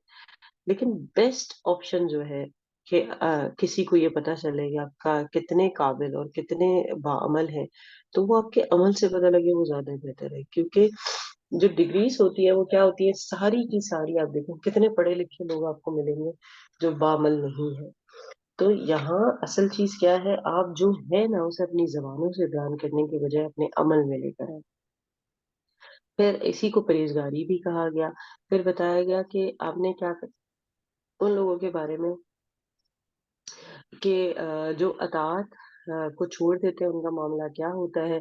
फिर उनको अल्लाह ताला सख्त सजा देने वाले हैं, और गैब का इल्म तो सिर्फ और सिर्फ अल्लाह ताला ही रखते हैं। پھر حضرت موسیٰ علیہ السلام کے بارے میں بات کی گئی، حضرت ابراہیم علیہ السلام کے بارے میں بات کی گئی، اور ساتھ میں جو لفظ استعمال ہوا ہے وہ ہے اللہ تذر وازرۃ وزر اخرى۔ یہ آپ نوٹ کر لیں کہ کوئی بوجھ اٹھانے والا کسی دوسرے کا بوجھ نہیں اٹھائے گا۔ یہ ابھی تک 3 سے زیادہ مقامات پر یہ آیت آئی ہے، اور ہر دفعہ میں نے آپ کو کہا ہے کہ اس کو انڈر لائن کریں، یہ یاد رکھیں۔ دنیا میں تو ہم ایک دوسرے کی مدد کر لیتے ہیں، بوجھ اٹھا لیتے ہیں، کہیں سے کوئی کور کر لیتا ہے، کہیں سے کچھ ہو جاتا ہے، لیکن یہ یاد رکھیں آخرت میں ایسا نہیں ہوگا۔ مثال کے طور پر آپ بیمار ہیں، آپ کے کسی دوست کو پتہ ہے تو وہ کیا کرتا ہے، آپ کے بوجھ کو کیسے ہلکا کرتا ہے؟ چھوٹی سی چیز کھانا بنا کے بھیج دیتا ہے، آگے سے کہتا ہے ٹھیک ہے آپ ایسا کریں، بچے میرے پاس بھیج دیں، ایک آپ کی ذمہ داری تھی اس کو میں کر لیتی ہوں۔ اسی طرح بوجھ اٹھانے میں تو آپ اس سے اندازہ لگا لیں، جب ہم اسکولوں سے بچوں کو پک کرتے ہیں تو اکثر مائیں کہتی ہیں بیگ مجھے دے دو، بچے کب سے تو آپ نے اٹھایا ہوا، آپ اٹھا لیتے ہیں، گروسری کر کر آتے ہیں بچے آپ کے بیگ اٹھا رہے ہوتے ہیں، یا آپ ڈاکٹر کے پاس سے آ رہے ہیں تو وہ اپنا پرس تک بچے اٹھا رہے ہوتے ہیں ماؤں کا۔ تو یہاں دنیا میں تو ایسا ہے، آخرت میں ایسا نہیں ہوگا۔ اور کہا گیا یہ کہ ہر انسان کے نیچے وہی ہے جس کی اس نے کوشش کی، یہ نوٹ کر لیں۔ ہاں، یاد رکھیں کہ اگر آپ نے گناہوں کے معاملے میں آگے بڑھے تو وہ آپ کی کوشش ہے، اس کے حساب سے آپ کو ملے گا، اور اگر آپ نے نیکی کے حوالے سے کیا کوئی کام تو اللہ تعالیٰ اس پر اجر دینے والا ہے۔ دوسرا، ہماری نیتوں کی بھی بڑی بات ہوتی ہے کہ آپ کی کوشش جو تھی وہ کیا تھی۔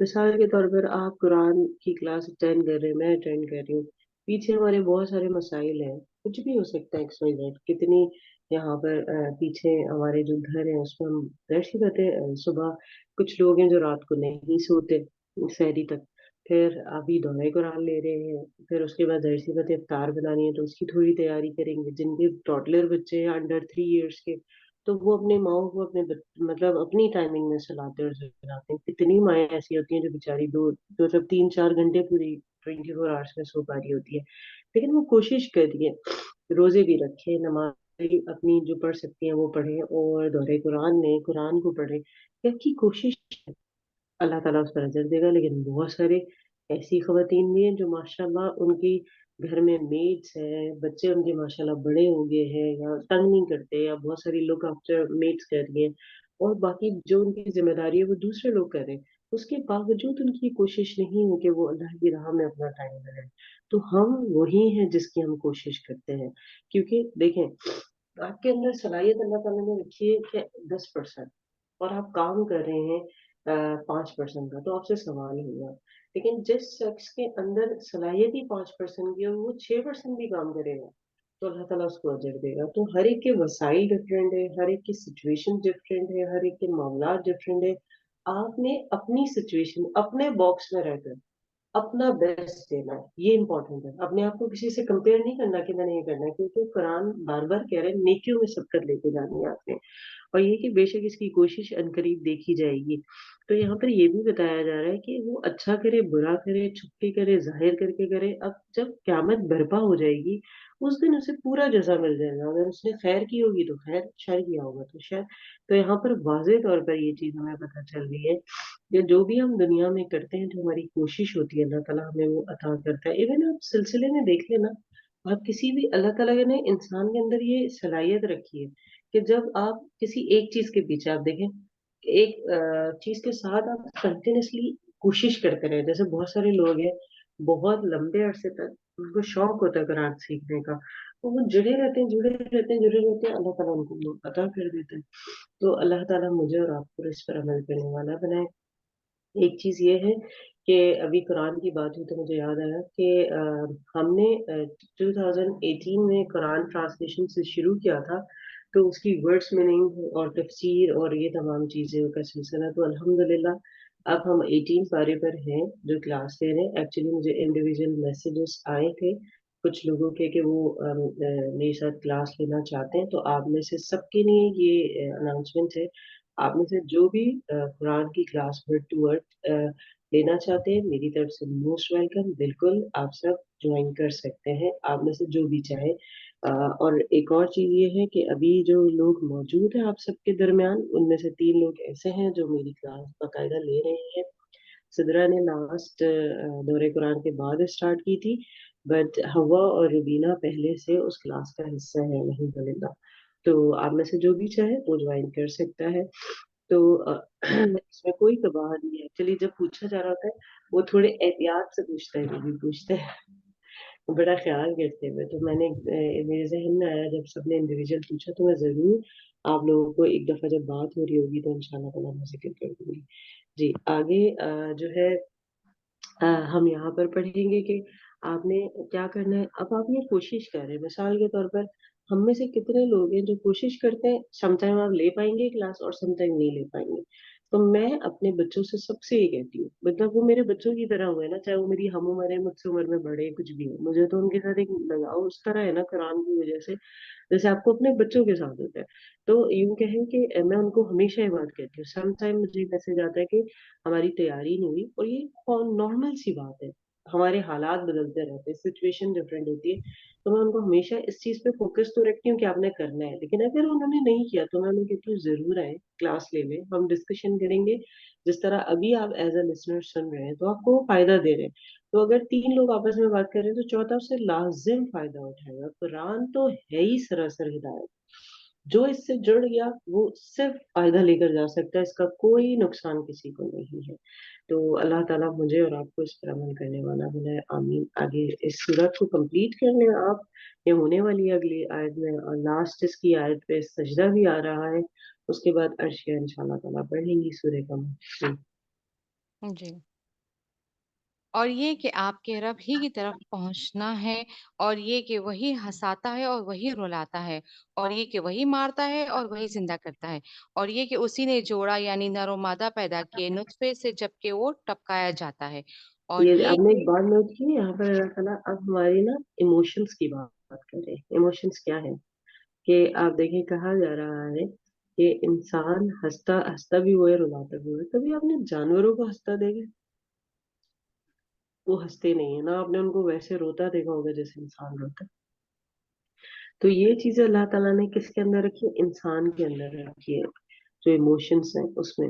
تو یہاں پر ہمیں یہ کرنا ہے کہ رب تو وہی ہے جو ہمیں اور ہم اپنی چیزوں میں لگے رہتے ہیں. تو یہاں پر ہے کہ آپ کے پاس خوشی ہو یا غم ہو, یہاں پر آپ کو بتایا جا رہا ہے وہی چیز ہم نے پیچھے پڑھی کہ آپ نے اللہ تعالیٰ کا حکم بجا لانا ہے اور اس کے سامنے سر تسلیم خم کر دینا ہے, اور اور اللہ تعالیٰ کے سامنے شکر آپ نے ادا کرنا ہے اگر آپ کے پاس خیر پہنچی ہے. اور اگر پریشانی پہنچی ہے تو پھر آپ نے اللہ تعالیٰ سے کیا کرنا ہے, حاجات کے طور پر اس کو سجدہ کرنا ہے کہ مجھے اس سچویشن سے نکال دو. جی. اور یہ کہ اسی کے ذمے دوبارہ پیدا کرنا ہے, اور یہ کہ وہی مالدار بناتا ہے اور سرمایہ دیتا ہے, اور یہ کہ وہی شعرا یعنی ستارے کا رب ہے, اور یہ کہ اسی نے عاد اول کو ہلاک کیا اور سمود کو بھی, جن میں سے ایک کو بھی باقی نہ رکھا, اور اس سے پہلے قوم نوح کو یقیناً وہ بڑے ظالم اور سرکش تھے, اور الٹی ہوئی بستیوں کو اسی نے اٹھا پھینکا, پھر اس پر چھا گیا جو چھایا. بس اے انسانوں, تو اپنے رب کی کس کس نعمت پر جھگڑے گا. یہ نبی ڈرانے والے ہیں پہلے ڈرانے والوں میں سے. قیامت نزدیک آ گئی, اللہ کے سوا اس کا وقت معین کھول دکھانے والا اور کوئی نہیں. بس کیا تم اس بات سے تعجب کرتے ہو اور ہنس رہے ہو, روتے نہیں, بلکہ جی تم اب کھیل وہ رہے ہو. اتنے مذاق اڑا رہے ہیں ہر چیز کا, آپ دیکھیں پیچھے سے مذاق اڑا رہے ہیں. قوم عاد کے بارے میں بات کی گئی, سمود کے بارے میں, حضرت آپ دیکھیں نوح علیہ السلام کی قوم کے بارے میں بات کی گئی, کیسے ان کو ہلاک کیا اللہ تعالیٰ نے. اور پھر اللہ تعالیٰ کی جو ایک سنت ہے, آپ دیکھیں کن چیزوں سے ہلاک کیا تھا کہ اوپر سے پتھر گرے حضرت لوط کی قوم پر, وہ تباہ و برباد ہو گئے. قوم عاد اور سمود کے بارے میں دونوں تیز ہوا چلی, وہ بکھر گئے. پھر حضرت نوح کے دیکھیں بارش ایسی ہوئی کہ آسمان سے بھی زمین سے بھی وہ بھی ختم ہو گئی, بستیاں الٹ گئیں. اس کے باوجود یہ شک میں پڑے ہوئے ہیں, جھٹلا رہے ہیں. یہاں اب جو بات کی گئی وہ قرآن کے بارے میں کی گئی کہ پھر بھی وہ شوق چاہیے کہ یہ کیا ہے, پھر اس کا مذاق بھی اڑا رہے ہیں. تو یہاں پر کہا جا رہا ہے یہ جو باتیں کر رہے ہیں, تکذیب کر رہے ہیں, اس کا جو عذاب ہے یہ ان کے اوپر پڑنے والا ہے. جی. بلکہ تم کھیل رہے ہو, فاسجدوا للہ وعبدوا, अब جی अल्लाह के सामने सजदे करो और उसी की इबादत करो। अल्हम्दुलिल्लाह यहाँ पे ख़त्म हो गया और सजदा जी है। जी, यहाँ पर हम सजदा करेंगे तो यहाँ पर यही कहा जा रहा है जो इनका अमल है वो इतना बुरा है कि इसके बाद तो इन्हें रोना ज़्यादा चाहिए और हँसना कम चाहिए। और सिर्फ़ अल्लाह ही है वाहिद ज़ात जिसके सामने आप सजदा भी करें और उसकी इबादत भी करें। तो यहाँ सजदा कर लेते हैं।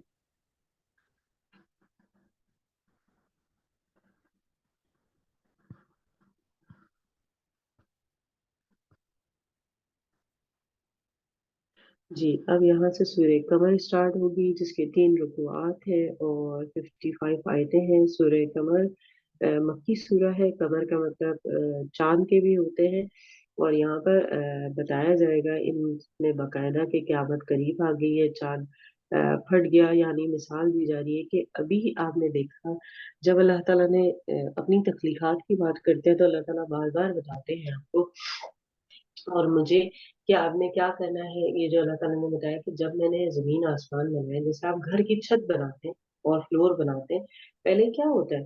पहले आप उसकी बेसमेंट बनाते हैं, पिलर बनाते हैं, दीवारें खड़ी करते हैं, छत बनाते हैं। क्यों? क्योंकि आप गर्मी सर्दी से आप बच सकें।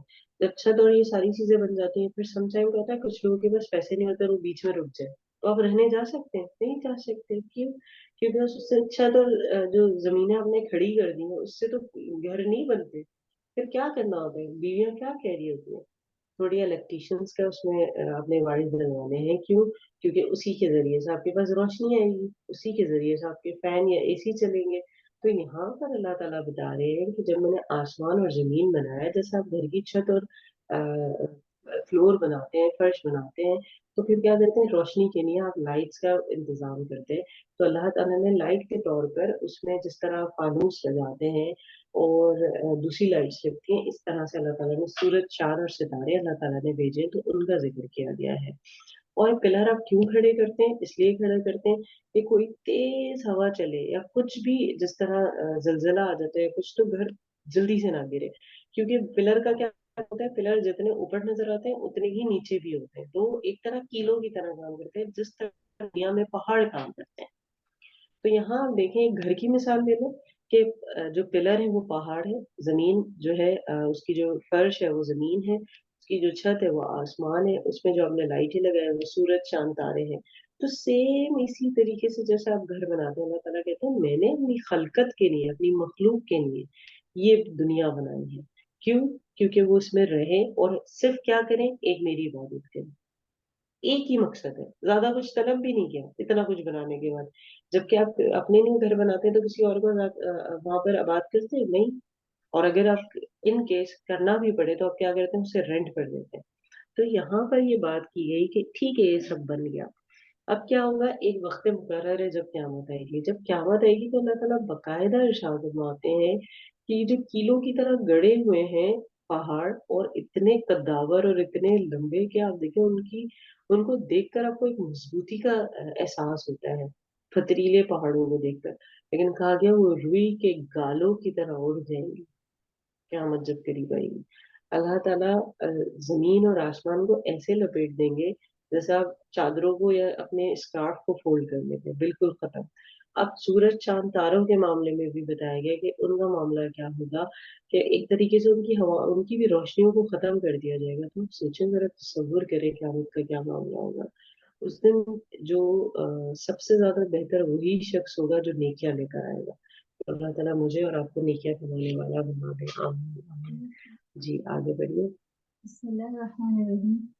क़यामत करीब आ लगी है और चाँद फट गया है और उन लोगों का हाल ये है कि अगर वो कोई निशानी देखते हैं तो मुंह मोड़ लेते हैं और कहते हैं कि ये तो एक चलता हुआ जादू है। उन्होंने हक को छुटलाया और अपनी ख्वाहिशात के पीछे चल निकले और हर काम को आखिरी किसी ठिकाने पर टिक कर रहना है। और इन लोगों को पिछली कौमों के वाक़यात की इतनी खबरें पहुंच चुकी हैं जिनमें तंबी का बड़ा सामान था, दिल में उतर जाने वाली दानाई की बातें थीं, जी, फिर भी ये यहाँ पर क्या है अगर आप देखें क़यामत करीब आ लगी है जो पहला वर्ड है अगर आप इसकी पहली आयत को देखें उसके 2 जुज़ हैं। पहला है क़यामत करीब आ लगी है तो हुज़ूर सल्लल्लाहु अलैहि वसल्लम की ये हदीस है कि क़यामत मुझसे मुत्तसिल है, मतलब मैं आ गया हूँ तो अब क़यामत आएगी। वजह क्या है कि नबी सल्लल्लाहु अलैहि वसल्लम और क़यामत के दरमियान कोई नबी नहीं आएँगे। जैसे एक और हदीस का मफ़हूम है कि नबी सल्लल्लाहु अलैहि वसल्लम जैसे आप रूम में बैठे होते हैं ایک طرف ایک کسی بھی دیوار کے پاس بیٹھے، آپ وال کے پاس بیٹھے، تو جو آپ کے سامنے والی وال ہے، تو نبی صلی اللہ علیہ وسلم نے ارشاد فرمایا قیامت مجھ سے اتنی ہی دور ہے. تو آپ سوچیں نبی صلی اللہ علیہ وسلم کو دنیا سے گئے 1400 سال ہو گئے، تو قیامت کتنی قریب آ لگی ہے. پھر اس میں ایک معجزے کا ذکر کیا جا رہا ہے، اہل مکہ کو بتایا جا رہا ہے کہ نبی صلی اللہ علیہ وسلم کے معجزے میں سے کہ ان کے اشارے سے چاند دو ٹکڑے ہو گیا تھا، اور لوگوں نے دیکھا تھا کہ ان دونوں کے درمیان غار ہرا جہاں نبی صلی اللہ علیہ وسلم اکثر جا کے بیٹھ جایا کرتے تھے، وہ اس کے درمیان تھا، اور پہاڑ کے ایک طرف اور دوسری ٹکڑا دوسری طرف تھا، مطلب درمیان میں سے غار ہرا تھا. اور جو چاند تھا اس کا جو آگے گول ہے نا، تو ایک رائٹ سائڈ پہ تھا اور ایک لیفٹ سائڈ پہ تھا. اور یہ ہمیں اتھینٹک احادیث سے پتہ چلتا ہے، جس میں آپ دیکھا جائے تو نبی صلی اللہ علیہ وسلم جو ہے یہ ان کے معجزوں میں سے ایک معجزہ تھا جو مستند اور متواتر احادیث پر سے ملتا ہے. متواتر کہتے ہیں تسلسل کے ساتھ. مثال کے طور پر حدیث کا کچھ حدیثیں ضعیف ہوتی ہیں، یہ بات اپنے ذہن میں رکھیے گا، اور کچھ حدیثیں اتھینٹک ہوتی ہے، کیونکہ جب حدیثیں لکھی گئی تو اس میں یہ دیکھا جاتا ہے جس نے لکھی ہے وہ مینٹلی جو ہے ٹھیک تھا، پاگل تو نہیں تھا، یا اس کو بھولنے کی بیماری تو نہیں تھی. پھر اس زمانے میں دوسری وجہ یہ کہ وہ سچ بولنے والا تھا، جھوٹ بولنے والا تھا.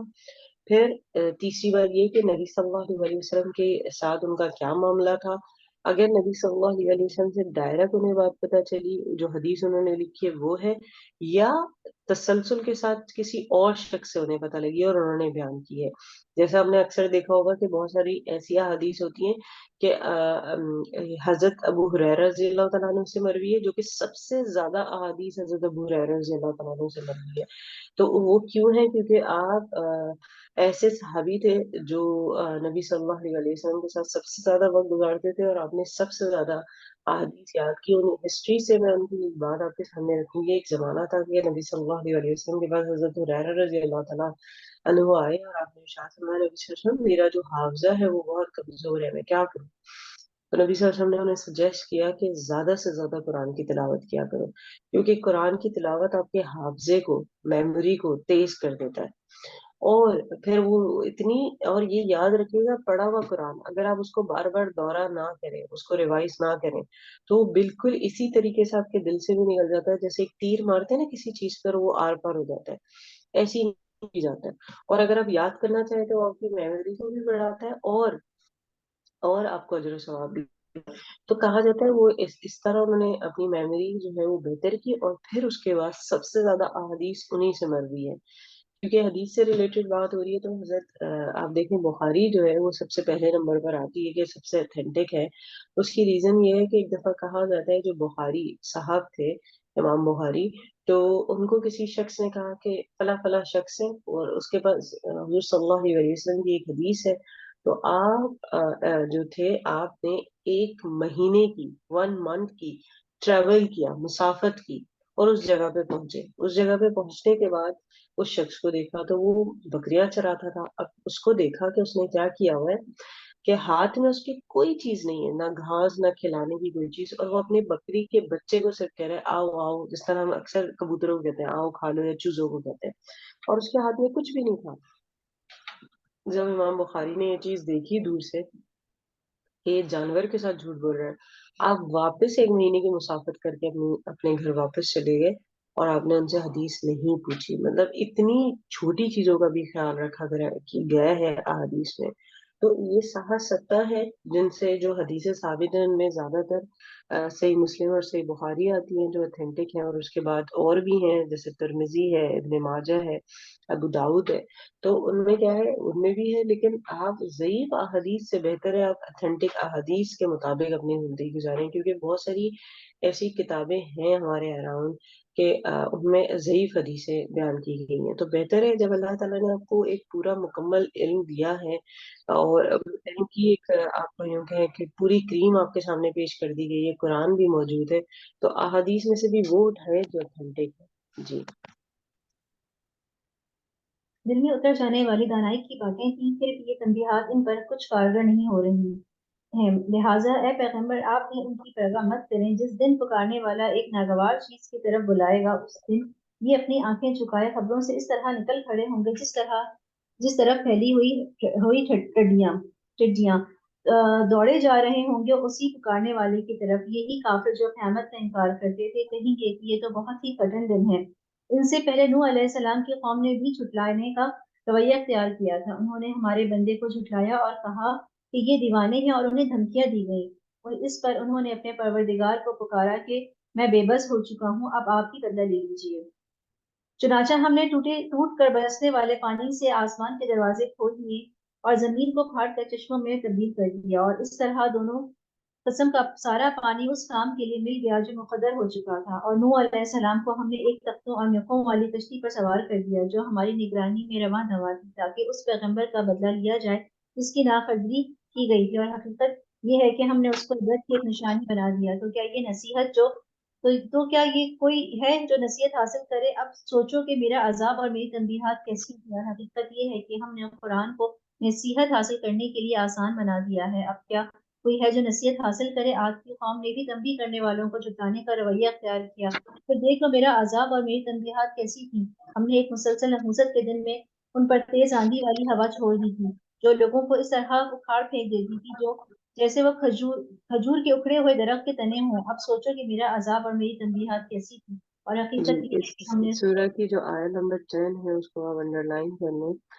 جو پیاری دعا ہے اس میں تو ربہ کر کے کہا گیا ہے، لیکن ربی انی مغلوب فانتصر، ربی اگر آپ کہتے ہیں تو یہاں پر ہے ربہ اس کا رب، اور اس کو اس طرح ربی میرے رب، انی مغلوب فانتصر میں مغلوب ہوں تو میری مدد کرے۔ کچھ دعائیں سب کی لائف میں ہوتی ہیں نا جس پہ وہ بلیو کرتے ہیں، تو میری لائف میں یہ دعا بڑی اہمیت رکھتی ہے، تو ہر ایک کا اپنا وہ ہے، لیکن اس دعا کو کثرت سے پڑھیں۔ جی اور حقیقت یہ ہے کہ ہم نے قرآن کو نصیحت حاصل کرنے کے لیے آسان بنا دیا ہے۔ اب کیا کوئی ہے جو نصیحت حاصل کرے؟ سمود کی قوم نے بھی تنبیہ کرنے والوں کو جھٹلانے کا رویہ اختیار کیا، چنانچہ کہنے لگے کہ کیا ہم اپنے ہی میں سے ایک تنہا آدمی کے پیچھے چل پڑے؟ ایسا کریں گے تو یقیناً ہم بڑی گمراہی اور دیوانگی بجا پڑیں گے۔ بھلا کیا ہم سارے لوگوں کے درمیان یہی ایک شخص رہ گیا تھا جس پر نصیحت نازل کی گئی؟ بلکہ دراصل یہ پرلے درجے کا جھوٹا اور شیخی باز شخص ہے۔ ہم نے پیغمبر صالح علیہ السلام سے کہا کہ کل ہی انہیں پتہ چل جائے گا کہ پرلے درجے کا شیخی باز کون تھا، ہم نے ان کے پاس ان کی آزمائش کے طور پر اونٹنی بھیج رہے ہیں، اس لیے تم مجھے دیکھتے رہو اور صبر سے کام لو، اور ان کو بتا دو کنویں کا پانی ان کے درمیان تقسیم کر دیا گیا ہے، ہر پانی کا حقدار اپنی باری میں حاضر ہوگا۔ پھر انہوں نے اپنے آدمی کو بلایا، چنانچہ اس نے ہاتھ بڑھایا اور اونٹنی کو قتل کر دیا۔ اب سوچو کہ میرا عذاب اور میری تنبیہات کیسی تھی، ہم نے ان پر بس ایک ہی چنگار بھیجی جس سے وہ ایسے ہو کر ہے جیسے جی، آپ دیکھیں تسلسل سے پھر انبیاء کرام کا ذکر ہے۔ حضرت نوح علیہ السلام کے بارے میں بات کی گئی کہ جب چلی ہوا تو وہ جو پانی بہنے لگا تو اللہ تعالیٰ نے ان کو بچا لیا، جو نیک لوگ تھے باقی سب تباہ ہو گئے۔ پھر سمود جو تھے ان پر جو ہوا چلی اس کا ذکر ہے۔ پھر اب آپ دیکھیں اونٹ کا ذکر کیا جا رہا ہے کہ انہوں نے کیا کیا تھا، اس میں ان کی پونچھیں کاٹ دی تھی، وجہ بھی بتائی گئی، تقسیم جو تھی پانی کی اس میں ایک دن ان کے لیے تھا جو ان کو پسند نہیں آیا اور اس کی پونچھیں کاٹ دی گئی۔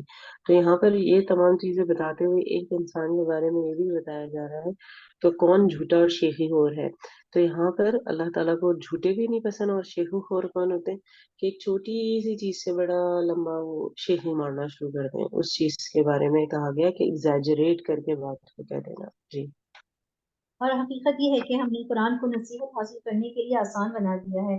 اب کیا کوئی ہے جو نصیحت حاصل کرے؟ لوط کی قوم نے بھی تنبیہ کرنے والوں کو جھٹلایا، ہم نے ان پر پتھروں کا مینا برسایا سوائے لوط کے گھر والوں کو جنہیں ہم نے سحری کے وقت بچا لیا تھا۔ یہ ہماری طرف سے ایک نعمت تھی، جو لوگ شکر گزار ہوتے ہیں ہم ان کو ایسا ہی صلہ دیتے ہیں۔ اور لوط علیہ السلام نے ان لوگوں کو ہماری پکڑ سے ڈرایا تھا، لیکن وہ ساری تنبیہات میں مین دیکھ نکالتے رہے، اور انہوں نے لوط علیہ السلام کو ان کے مہمانوں کے بارے میں پھسلانے کی کوشش کی، جس پر ہم نے ان کی آنکھوں کو اندھا کر دیا تھا کہ چکھو میرے عذاب اور میری تنبیہات کا مزہ۔ اور صبح سویرے ان پر ایسا عذاب حملہ آور ہوا جو کہ رب جم کر رہ گیا کہ چکھو میرے عذاب اور میری تنبیہات کا مزہ۔ اور حقیقت یہ ہے کہ ہم نے قرآن کو نصیحت حاصل کرنے کے لیے آسان بنا دیا ہے۔ اب کیا کوئی ہے جو نصیحت حاصل کرے؟ اور فرعون کے خاندان کے پاس بھی تنبیہات آئی تھیں، انہوں نے ہماری تمام نشانیوں کو چھٹا دیا تھا، اس لیے ہم نے ان کو ایسی پکڑ میں لیا جیسی ایک زبردست قدرت والے کی پکڑ ہوتی ہے۔ کیا تمہارے یہ کافر لوگ ان سے اچھے ہیں، یا تمہارے لیے خدا کی کتابوں میں کوئی بے گناہ کا پروانہ لکھا ہوا ہے؟ یا ان کا کہنا یہ ہے کہ ہم ایک ایسی جمعیت ہیں جو اپنا بچاؤ آپ کر لے گی۔ حقیقت تو یہ ہے کہ جمعیت کو عنقریب شکست ہو جائے گی، اور یہ سب پیٹ پھیر کر بھاگیں گے. یہی نہیں بلکہ ان کے اصل وعدے کا وقت تو قیامت ہے، اور قیامت اور زیادہ مصیبت اور کہیں زیادہ کڑوی ہوگی. حقیقت یہ ہے کہ یہ مجرم لوگ بڑی گمراہی اور بے عقلی میں پڑے ہوئے ہیں. جس دن ان کو منہ کے بل آگ میں گھسیٹا جائے گا، اس دن انہیں ہوش آئے گا اور ان سے کہا جائے گا کہ چکھو دوزخ کے چھونے کا مزہ. اب ہم نے ہر چیز کو ناپ تول کے ساتھ پیدا کیا ہے، اور ہمارا حکم بس ایک ہی مرتبہ آنکھ چپکنے کی طرح پورا ہو جاتا ہے. اور تمہارے ہم مشرق لوگ ہم پہلے ہی ہلاک کر چکے ہیں. بتاؤ کوئی جو نصیحت حاصل کرے، اور جو کام انہوں نے کیے ہیں وہ سب اعمال ناموں میں درج ہیں. ہر چھوٹی اور بڑی بات لکھی ہوئی ہے. البتہ جن لوگوں نے تقوی کی روش اپنا رکھی ہے وہ باغات اور نہروں میں ہوں گے، اور ایک سچی عزت والے نشست میں اس بادشاہ کے پاس جس کے قبضے میں سارا اقتدار ہے. جی الحمدللہ یہ ہمارا کمپلیٹ ہو گئی ہے سورہ. آگے سورہ قمر کے بارے میں جو واقعات تمام اس میں سے گزرے ہیں وہ ہم پہلے سے پڑھ چکے ہیں. آخری جو اس کی آیتیں ہیں کہ راستی اور عزت کی جو جگہ ہے وہ کیا ہے، صرف جنت ہے، اور قدرت والا جو ہے صرف ساری کی ساری جو چیزوں پر احاطہ کی وہ اللہ تعالیٰ ہے. اب جو بہت پیاری دعا سورہ شروع ہو رہی ہے، اس کے 3 ہی رکوعات ہیں سورہ رحمان کے، اور یہ مدنی صورت ہے اور 78 آیتیں ہیں، جس میں اللہ تعالیٰ ہم سے بہت سارے ہمیں احکامات مل رہے ہیں، اور ساتھ میں ہمیں کہا جا رہا ہے فَبِأَيِّ آلَاءِ رَبِّكُمَا تُكَذِّبَانِ کہ بس تم اپنے رب کی کون کون سی آیتوں کو جھٹلاؤ گے. تو یہاں پر ہم انشاءاللہ ایک ایک اس کے بارے میں ہم پڑھتے رہیں گے، پھر تسلسل سے وضاحت کریں گے. بسم اللہ الرحمن الرحیم. وہ رحمان ہی ہے جس نے قرآن کی تعلیم دی، اسی نے انسان کو پیدا کیا، اسی نے اس بات کو واضح کرنا سکھایا. سورج اور چاند ایک حساب میں جکڑے ہوئے ہیں، اور دنیا اور درخت سب اس کے آگے سجدہ کرتے ہیں، اور آسمان کو اسی نے بلند کیا ہے اور اسی نے ترازو قائم کیا ہے کہ تم تولنے میں جی ظلم نہ کرو. یہاں دیکھیں، پہلے جو نام سے جس سے شروع ہوئی ہے وہ اللہ تعالیٰ کا نام ہے، بہت ہی پیارا رحمان، اور پھر کہا گیا قرآن سکھایا. قرآن کا سیکھنا ایک بہت بڑی نعمت اللہ تعالیٰ کی طرف سے، جیسے بھی وہ آپ کو سکھاتا ہے رحمان کی طرف سے. جیسے آپ دیکھیں کہ قرآن جب آپ سیکھ جاتے ہیں، مثال کے طور پر ابھی آپ دیکھیں، آپ قرآن کو سیکھنے اور سمجھنے کے لیے یہاں پر بیٹھے ہیں، تو کہا جاتا ہے جہاں پر قرآن کا ذکر کیا جاتا ہے فرشتے اس محفل کو ڈھانک لیتے ہیں، اور اللہ تعالیٰ کے حضور جا کر اس چیز کے بارے میں بتاتے ہیں کہ اے پروردگار تیرے وہ بندے جو ہیں باقاعدہ قرآن کے بارے میں پڑھ رہے ہیں. جیسے میں نے آپ کو بتایا قرآن کے سیکھنے کے بارے میں، قرآن ایک واحد کتاب ہے جس کی تلاوت کرنے سے، ریڈنگ کرنے سے، مطلوع کہا جاتا ہے، جسے آپ کو اجر ملتا ہے. ورنہ آپ دیکھیں دنیا میں کتنی بکس ہیں، ان کے ریڈنگ کرنے پہ تو کوئی اجر و ثواب نہیں ہے. پھر آپ یہ دیکھیں کہا گیا کہ تجوید کے بارے میں، تجوید کی اہمیت کو اگر آپ دیکھیں، کہا جاتا ہے کہ اگر آپ اٹک اٹک کے پڑھ رہے ہیں تو آپ کا اجر دوہرا ہے. کیسے؟ حضور صلی اللہ علیہ وسلم کی حدیث سے پتہ چلتا ہے کہ جب آپ ایک حرف پڑھتے ہیں تو آپ کو 10 نیکیاں ملتی ہیں، اور نبی صلی اللہ علیہ وسلم نے اس کی مزید وضاحت کیا کی کہ الف لام میم ایک حرف نہیں ہے، یہ 3 حرف ہے. اگر آپ پڑھ رہے ہیں الف لام میم تو آپ کو 30 نیکیاں مل رہی ہیں. اب آپ دیکھیں، آپ ماشاءاللہ رمضان ہے، ایک پارہ پڑھ رہے ہیں تو کتنا اجر مل رہا ہے.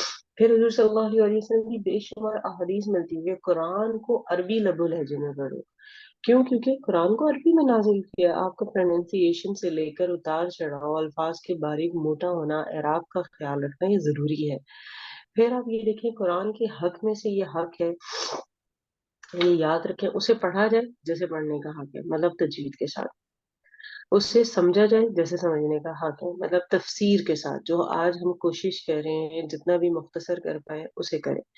پھر اسے دوسروں تک پہنچانا جیسے پہنچانے کا حق ہے. سم ٹائم کیا ہوتا ہے کہ ہم سیکھ تو لیتے ہیں لیکن ہم سکھا نہیں پاتے کسی کو آگے. تو آپ یہ یاد رکھیں بلغوا عنی ولو آیا، پہنچا دو میری طرف سے، خواہ کہ وہ ایک آیت ہی کیوں نہ ہو. یہ قرآن کے حقوق میں سے ہے کہ آپ نے اسے پڑھنا بھی ہے اور اسے آگے بھی پہنچانا. دوسرا، اس کے دورے کا بڑا فائدہ ہے. جیسا کہ رمضان ویسے آپ نہیں کر پاتے تو کوشش کریں کہ قرآن کو رمضان میں ضرور بار بار پڑھیں، کیونکہ حضور صلی اللہ علیہ وسلم کو بھی باقاعدہ رمضان میں ہی دورہ کرایا جاتا تھا.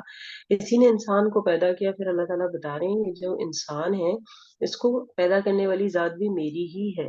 چاہے وہ آپ دیکھیں، تاکہ وہ آگے چل کے جو بھی اس نے ترقی کی ٹھیک ہے وہ میری طرف سے، اور اسے بولنا سکھائیں. یہاں پر بولنے کو ایک بڑی ہی اگر آپ دیکھیں ایک اہمیت دی جا رہی ہے اس بات کو جو آپ بولتے ہیں. اور بالخصوص دیکھا جائے تو یہاں پر کیا ہے، ہر ایک کی مادری زبان ڈفرینٹ ہے. تو یہاں پر جو بھی آپ بولتے ہیں، جو ایک بچہ اپنے اراؤنڈ بولتے دیکھتا ہے، وہ غیر شعوری طور پر وہ بولنے لگتا ہے. لیکن آپ کیا کریں، قرآن کیونکہ عربی میں ہے تو اپنی مدر ٹنگ میں ضرور اسے پڑھیں.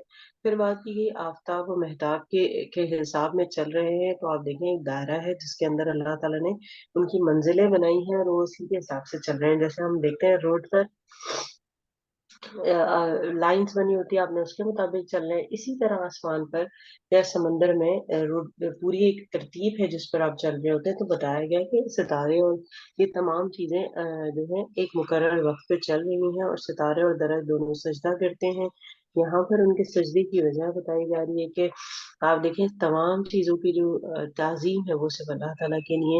اور پھر بتایا گیا آسمان کو اللہ تعالیٰ نے بلند بنایا ہے، اور اسی نے پھر کیا کریں ترازو بھی رکھے ہیں کہ زمین میں اگر کچھ بھی کچھ کرتے ہیں آپ تو یاد رکھیں اس کے پاس ترازو ہے جس میں وہ انصاف کرے گا تاکہ تم تولنے میں تجاوز نہ کرو. یہاں پر ایک اور چیز بتائی گئی ہے، جیسے آپ نے دیکھا کہ ایک قوم ایسی بھی گزری ہے جو کم تولتی تھی جس کی وجہ سے ان پر عذاب آیا، تو یہاں پر اس چیز سے منع کیا گیا ہے. اور ساتھ میں کہا گیا ہے کہ انصاف میں آپ نے کسی قسم کا تجاوز نہیں کرنا، انصاف کے ساتھ وزن کو ٹھیک رکھو اور تولنے میں کمی نہ کرو. یہ اب ہمیں احکامات مل رہے ہیں. اور پھر اللہ تعالیٰ اپنی نعمتوں کے بارے میں ذکر کر رہے ہیں. جی. اور آسمان کو اسی نے بلند کیا ہے، اسی نے ترازو قائم کی ہے کہ تم تولنے میں ظلم نہ کرو اور انصاف کے ساتھ وزن کو ٹھیک رکھو اور تول میں کمی نہ کرو. زمین کو اسی نے ساری مخلوقات کے لیے بنایا ہے، اسی نے میوے اور کھجور کے دھابوں والے درخت بھی ہیں اور بھولے اور بھوسے والا غلہ اور خوشبودار پھول بھی. اے انسانوں اور جنات، اب بتاؤ کہ تم دونوں اپنے پروردگار کی کون کون سی نعمتوں کو جھٹلاؤ گے. اسی نے انسان کو ٹھیکری کی طرح کھنکھناتی کوئی مٹی سے پیدا کیا اور جنات کو آگ کی لپیٹ سے پیدا کیا. اب بتاؤ تو تم دونوں اپنے پروردگار کی کون کون سی نعمتوں کو جھٹلاؤ گے. دونوں مشرق اور دونوں مغربوں کا پروردگار وہی ہے. اب بتاؤ کہ تم دونوں اپنے پروردگار کی کون کون سی نعمتوں کو جھٹلاؤ گے. اسی نے دو سمندروں کو اس طرح چلایا کہ وہ دونوں اب آپس یہاں دیکھیں تسلسل سے جنات اور انسانوں کی بات کی گئی، نعمتوں کو گنوایا گیا، پھر تکرار جو ہو رہی ہے وہ کیا ہے وہ بھی بیان کی گئی کہ دیکھیں انسان کو اللہ تعالیٰ نے کھنکھناتی مٹی سے بنایا. کھنکھناتی مٹی کیا ہوتی ہے؟ آپ نے مٹی کے برتن دیکھے ہوں گے کہ ان کو شیپ دینے کے بعد آگ میں پکایا جاتا ہے، تو اس کو کہا جاتا ہے کھنکھناتی ہوئی مٹی. تو یہاں پر حضرت آدم علیہ السلام کے اس پتلی کی بات ہے جو مٹی سے اللہ تعالیٰ نے بنائی تھی، اور پھر روح پھونکی تھی، اور پھر ان کی بائیں پسلی سے جو ہے حضرت حوا کو پیدا کیا تھا، اور پھر ساری نسل انسانی ان سے آگے بڑھی. لیکن اگر آپ جنات کو دیکھیں تو انہیں جو بنایا گیا تھا وہ صرف آگ سے بنایا گیا تھا. جو شعلہ ہے، شعلے کی مثال اگر آپ دیکھیں تو اوپر کی طرف جاتا ہے. اور کیا تو اس نے کہا میں تو ہر طور اس سے بہتر ہوں جو انسان مٹی سے بنا ہوا ہے. تو یہاں پر اللہ تعالیٰ سب کی پیدائش بتا رہے ہیں، اور اس سے پھر جو مزید نسلوں کی تخلیق اور افزائش ہوئی ہے اس کے بارے میں بتایا جا رہا ہے کہ اللہ تعالیٰ کی نعمتوں میں سے ایک نعمت ہے جس کا ہم انکار نہیں کر سکتے. یہاں پر ایک حدیث میں حضور صلی اللہ علیہ وسلم نے یہی سوال جنات سے کیا جب کبھی یہی اعلیٰ ربکما تکذبان، تو انہوں نے جو جواب دیا اس کو سننے کے بعد نبی صلی اللہ علیہ وسلم نے ارشاد فرمایا کہ جنات انسان سے بہتر طریقے سے اللہ کی جو ہے اللہ کی حمد و ثنا کرتے ہیں اور اس چیز کو تسلیم کرتے ہیں. اور وہ جواب کیا تھا؟ انہوں نے کہا تمام طریقے اللہ تعالیٰ کے لیے ہیں اور ہم اللہ تعالیٰ کی دی ہوئی تمام نعمتوں کا شکر ادا کرتے ہیں. تو یہاں ہمیں بھی یہ ملتا ہے کہ جب یہ آیت بار بار دہرائی جا رہی ہو تو ہم اس بات کو مانیں کہ ہم تمام تعریفیں جتنی بھی ہیں وہ صرف اور صرف ہمارے رب اللہ تعالیٰ کے لیے ہیں. اور اللہ تعالیٰ سے یہ بھی دعا کریں کہ اللہ تعالیٰ ہمیں شکر کرنے والی زبان اور دل عطا کرے. جی. پھر مشرق مغرب کی بھی بات کی گئی ہے آپ دیکھیں، اور تمام اللہ تعالیٰ کی تخلیقات کی بات چلتی جا رہی ہے آگے. جی. پھر بھی ان کے درمیان ایک آڑ ہوتی ہے تو دونوں اپنی حدود سے بڑھتے نہیں ہیں. بتاؤ کہ تم دونوں اپنی پروردگار کی کون کون سی نعمتوں کو دونوں سمندروں سے موتی اور مونگا نکلتا ہے. اب بتاؤ کہ تم دونوں اپنی پروردگار کی کون کون سی نعمتوں کو جھٹلاؤ گے. اور اسی کے قبضے میں وہ جہاز ہیں جو سمندر میں پہاڑوں کی طرح اونچے کھڑے کیے گئے ہیں. اب بتاؤ کہ تم دونوں اپنے پروردگار کی کون کون سی نعمتوں کو جھٹلاؤ گے. اس زمین میں جو کوئی ہے فنا ہونے والا ہے، وہ اور صرف تمہارا پروردگار کی جلال والی فضل و کرم والی ذات باقی رہے گی. اب بتاؤ کہ تم دونوں اپنے پروردگار کی کون کون سی نعمتوں کو جھٹلاؤ گے؟ آسمانوں اور زمین میں جو بھی ہے اسی سے اپنی حاجتیں مانگتے ہیں اور ہر روز کسی شان میں ہے، ہر روز کسی شان میں ہے۔ اب بتاؤ کہ تم دونوں اپنی پروردگار کی کون سی نعمتوں کو جھٹلاؤ گے؟ اے دو بھاری مخلوق، اب ہم عنقریب تمہارے حساب کے لیے فارغ ہونے والے ہیں۔ اب بتاؤ کہ تم دونوں اپنے پروردگار کی کون کون سی نعمتوں کو جھٹلاؤ گے؟ اے انسانوں اور جنات کی گروہ، اگر تم میں یہ بل بوتا ہے کہ آسمان اور زمین کی حدود سے پار نکال سکو تو پار نکل جاؤ، تم زبردست طاقت کے بغیر پار نہیں ہو سکو گے۔ اب بتاؤ کہ تم دونوں اپنے پروردگار کی کون کون سی نعمتوں کو جھٹلاؤ گے؟ تم پر آگ کا شعلہ اور تانبے کے رنگ کا دھواں چھوڑا جائے گا اور پھر تم اپنا بچاؤ نہیں کر سکو گی۔ اب بتاؤ کہ تم اپنے پروردگار کی کون کون سی نعمتوں کو جھٹلاؤ گے؟ غرض وہ وقت آئے گا جب آسمان پھٹ پڑے گا اور لال چمڑی کی طرح سرخ گلاب بن جائے گا۔ اب بتاؤ کہ تم دونوں اپنے پروردگار کی کون کون سی نعمتوں کو جھٹلاؤ گے؟ پھر اسی دن نہ کسی انسان سے اس کے گناہ کے بارے میں پوچھا جائے گا اور نہ کسی جن سے۔ اب بتاؤ کہ تم دونوں اپنے پروردگار کی کون کون سی نعمتوں کو جھٹلاؤ گے؟ مجرم لوگوں کو ان کی علامتوں سے پہچان لیا جائے گا، پھر انہیں سر کے بالوں اور پاؤں سے پکڑا جائے گا۔ اب بتاؤ کہ تم دونوں اپنے پروردگار کی کون کون سی نعمتوں کو جھٹلاؤ گے؟ یہ ہے وہ جہنم جسے یہ مجرم لوگ جھٹلاتے تھے، یہ اسی کے اور کھولتے ہوئے پانی کے درمیان چکر لگائیں گے۔ اب بتاؤ کہ تم دونوں اپنے پروردگار کی کون کون سی نعمتوں کو جھٹلاؤ گے؟ اور جو شخص دنیا میں اپنے پروردگار کے سامنے کھڑے ہونے سے ڈرتا تھا اس کے لیے دو باغ ہوں گے۔ اب بتاؤ کہ تم دونوں اپنے پروردگار کی کون کون سی نعمتوں کو جھٹلاؤ گے؟ دونوں باغ شاخوں سے بھرے ہوئے ہیں۔ اب بتاؤ کہ تم دونوں اپنے پروردگار کی کون کون سی نعمتوں کو جھٹلاؤ گے؟ انہی دو باغوں میں دو چشمے بہ رہے ہوں گے۔ اب بتاؤ کہ تم دونوں اپنے پروردگار کی کون کون سی نعمتوں کو جھٹلاؤ گے؟ ان دونوں میں ہر پھل کے دو جوڑے ہوں گے۔ اب بتاؤ کہ تم اپنے پروردگار کی کون کون سی نعمتوں کو جھٹلاؤ گے؟ وہ جنتی لوگ ایسے فرشتوں پر تکیہ لگائے ہوئے ہوں گے جن کے استر دبیز ریشم کے ہوں گے اور دونوں باغوں کے پھل جھکے پڑے ہوں گے۔ اب بتاؤ کہ تم اپنے پروردگار کی کون کون سی نعمتوں کو جھٹلاؤ گے؟ انہی باغوں میں وہ نیچی نگاہ والیاں ہوں گی جنہیں ان جنتیوں سے پہلے نہ کسی انسان نے کبھی چھوا ہوگا نہ کسی جن نے۔ اب بتاؤ کہ تم دونوں اپنے پروردگار کی کون کون سی نعمتوں کو جھٹلاؤ گے؟ وہ ایسی ہوں گی جیسے یاقوت اور مرجان۔ اب بتاؤ کہ تم دونوں اپنے پروردگار کی کون کون سی نعمتوں کو جھٹلاؤ گے؟ اچھائی کا بدلہ اچھائی کے سوا اور کیا ہے؟ اب بتاؤ کہ تم دونوں اپنے پروردگار کی کون کون سی نعمتوں کو جھٹلاؤ گے؟ اور ان دو باغوں سے کچھ کم درجے کے دو باغ اور ہوں گے۔ اب بتاؤ کہ تم دونوں اپنے پروردگار کی کون کون سی نعمتوں کو جھٹلاؤ گے؟ دونوں سبزے کی کثرت سے سیاہی کی طرف مائل۔ اب بتاؤ کہ تم دونوں اپنے پروردگار کی کون کون سی نعمتوں کو جھٹلاؤ گے؟ انہی میں دو ابلتے ہوئے چشمے ہوں گے۔ اب بتاؤ تم دونوں اپنے پروردگار کی کون کون سی نعمتوں کو جھٹلاؤ گے؟ جی، انہی میں یہاں پر اگر آپ تسلسل سے دیکھیں تو کس طرح اللہ تعالیٰ دنیا کی بھی بات کر رہے ہیں، دنیا کا کیا معاملہ ہوگا، نعمت اللہ تعالیٰ کیسے دیں گے، آپ کے شکر کی بھی ذکر کیا گیا، پھر پوچھا گیا کہ آپ اللہ تعالیٰ کی نعمتوں میں کس کو آپ جھٹلا سکتے ہیں، پھر آسمان کے پھٹ جانے سرخ ہو جانے کی بات کی گئی۔ اگر آپ دیکھیں تو قیامت کے دن کیونکہ آسمان پھٹ جائے گا اور فرشتے زمین پر اتر آئیں گے، اس دن جو ہے جہنم کی شدت جو ہوگی نا، اس کی حرارت سب کو پگھلا دے گی، اس طرح سمجھے۔ اور سرخ جس طرح آپ دیکھیں کوئی چیز جب جلنے لگتی ہے، کوئلہ جلنے لگتا ہے تو سرخ ہو جاتا ہے، تو اس کا بالکل اسی طریقے سے ہوگا۔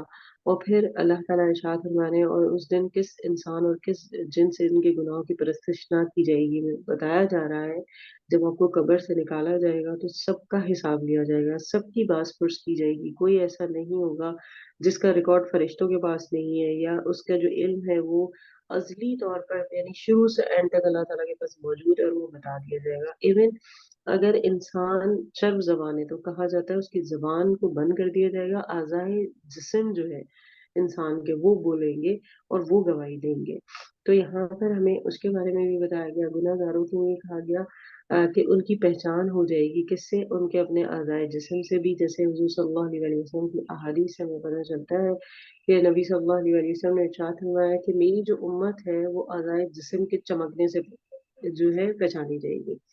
تو حضرت ابو ہریرہ رضی اللہ تعالیٰ عنہ نے ارشاد فرمایا وہ کیسے چمکے گے نبی صلی اللہ علیہ وسلم؟ تو نبی صلی اللہ علیہ وسلم نے ارشاد فرمایا جو آپ کے اعضائے وضو ہیں، وضو میں جو ہم تمام اعضاء دھوتے ہیں، دیکھا جائے تو وضو کے 4 فرائض ہیں قرآن میں، لیکن سنت کے ساتھ مزید اس میں ایڈ جو ہو جاتے ہیں تمام۔ اور پھر ہم جو اپنے ہاتھ پیر دھوتے ہیں تو آپ یہ دیکھیں کونی تک آپ ہاتھ دھوتے ہیں اور ٹخنے تک آپ پیر دھوتے ہیں۔ تو اگر وہ کیا کرتے تھے حضرت ابو ہریرہ رضی اللہ تعالیٰ عنہ کہ زیادہ سے زیادہ حصہ وضو میں اپنے پانی ڈالا کرتے تھے کہ میرے زیادہ اعضائے جسم جو ہے وہ روشن ہو. تو یہاں پر فرشتوں کے بارے میں بھی بتایا گیا کہ پیشانیاں ان کے قدموں کے ساتھ ملا کر پکڑیں گے اور جہنم میں ڈال دیں گے. مطلب ان جو بھی لوگ ایسے ہوں گے جنہوں نے بدکاری کی ہے یا اللہ تعالیٰ کا انکار کیا ہے، ان کے ساتھ کیا معاملہ کیا جائے گا. جہاں پر بتایا گیا ہے سخت گرم پانی ہوگا کہ ان کی جو آتے ہیں وہ تک کٹ جائے گی. اللہ تعالیٰ مجھے اور آپ کو اس کے حفاظت میں رکھے اور جہنم میں اللہ تعالیٰ جانے سے بچائے اور ہمیں نیک عمل کرنے کی توفیق عطا فرمائے. پھر 2 باغ چاندی کے ہیں جس میں برتن اور جو کچھ اس میں ہے سب چاندی کے ہوں گے. 2 باغ سونے کے ہیں اور ان میں جو بھی برتن ہوں گے وہ سونے کے ہوں گے. تو اس میں کیا چیز ہے کہ انسان کے اعمال کے مطابق اس کو اس درجے میں بھیجا جائے گا. پھر آپ دیکھیں عورتوں کی بات کی گئی جس میں کہا گیا کہ جس طرح ایک نئی نویلی دلہن ہوتی ہے اس کی مثال دی گئی ہے.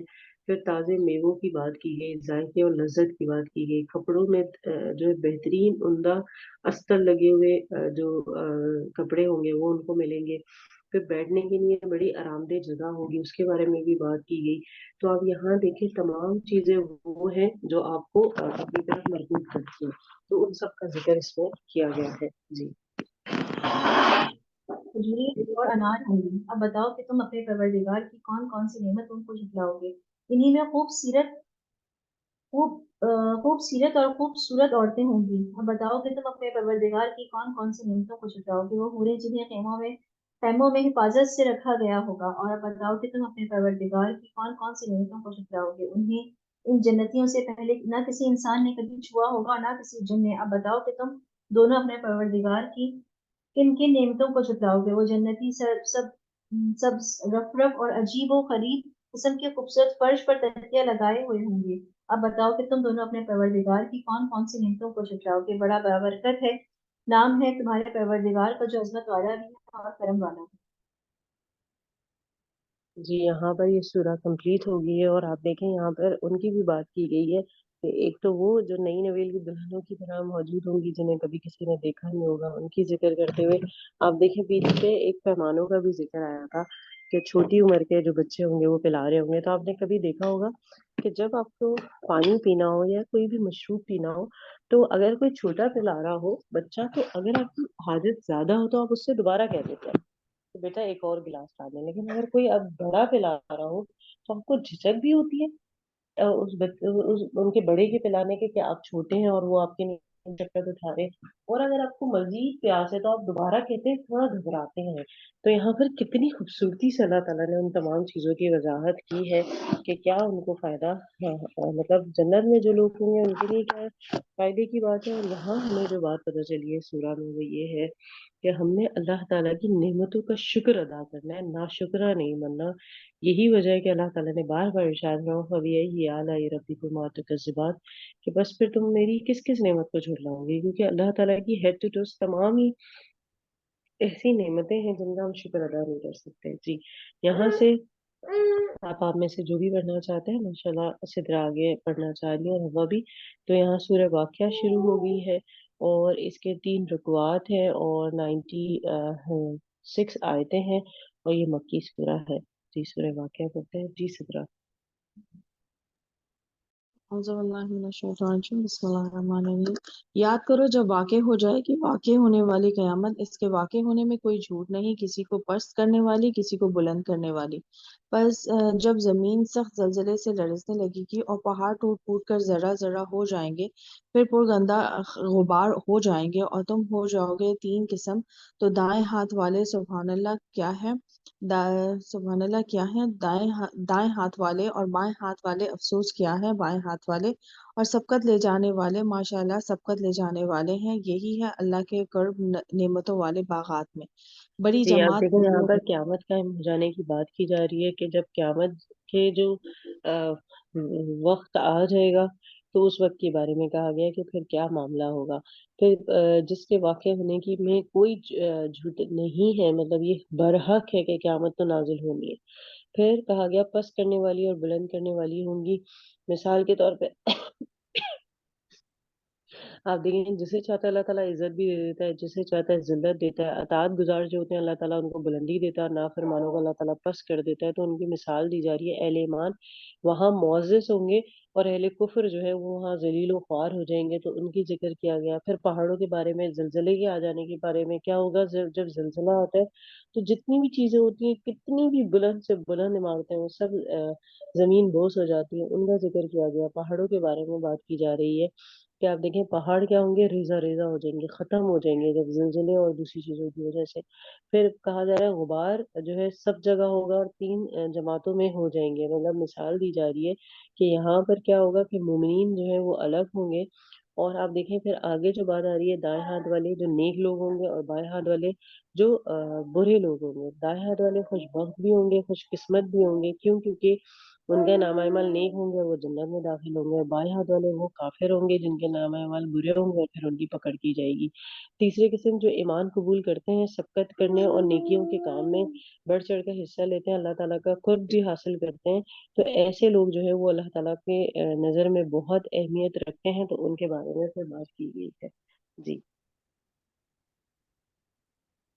یہی ہے اللہ کے قرب نعمتوں والے باغات، بڑی جماعت پہلوؤں میں سے اور تھوڑی جماعت پچھلوں میں سے، سونے کے تاروں سے بنے ہوئے تختوں پر تکیہ لگائے ہوئے اس پر آمنے سامنے بیٹھے ہوئے، ان کے ارد گرد لڑکے پھریں گے، ہمیشہ لڑکے ہی رہنے والے آب خوروں اور آفتابوں کے ساتھ اور صاف شراب کے پیالوں کے ساتھ ہی، نہ ان سے انہیں درد سر ہوگا اور نہ ان کی عقلوں میں فطور آئے گا، اور اس قسم کے میوے جو وہ پسند کریں گے، اور پرندوں کا گوشت جو وہ چاہیں گے، اور بڑی بڑی آنکھوں والی حوریں جیسے جی موتی کے دانے یہاں سیکھنے میں پر چھپے دیکھیں، ہوئے ہیں۔ اول جو نبی تھے سب سے پہلے حضرت آدم سے لے کے جو آخری نبی جن کے ہم امتی محمد صلی اللہ علیہ وسلم تک جتنی بھی درمیان میں خلقت آئی ہے، سب ادھر حاضر ہوں گے، اور سب کو جو ہے اپنے نام اعمال کے مطابق جو ہے ان کو سزا اور جزا دی جائے گی۔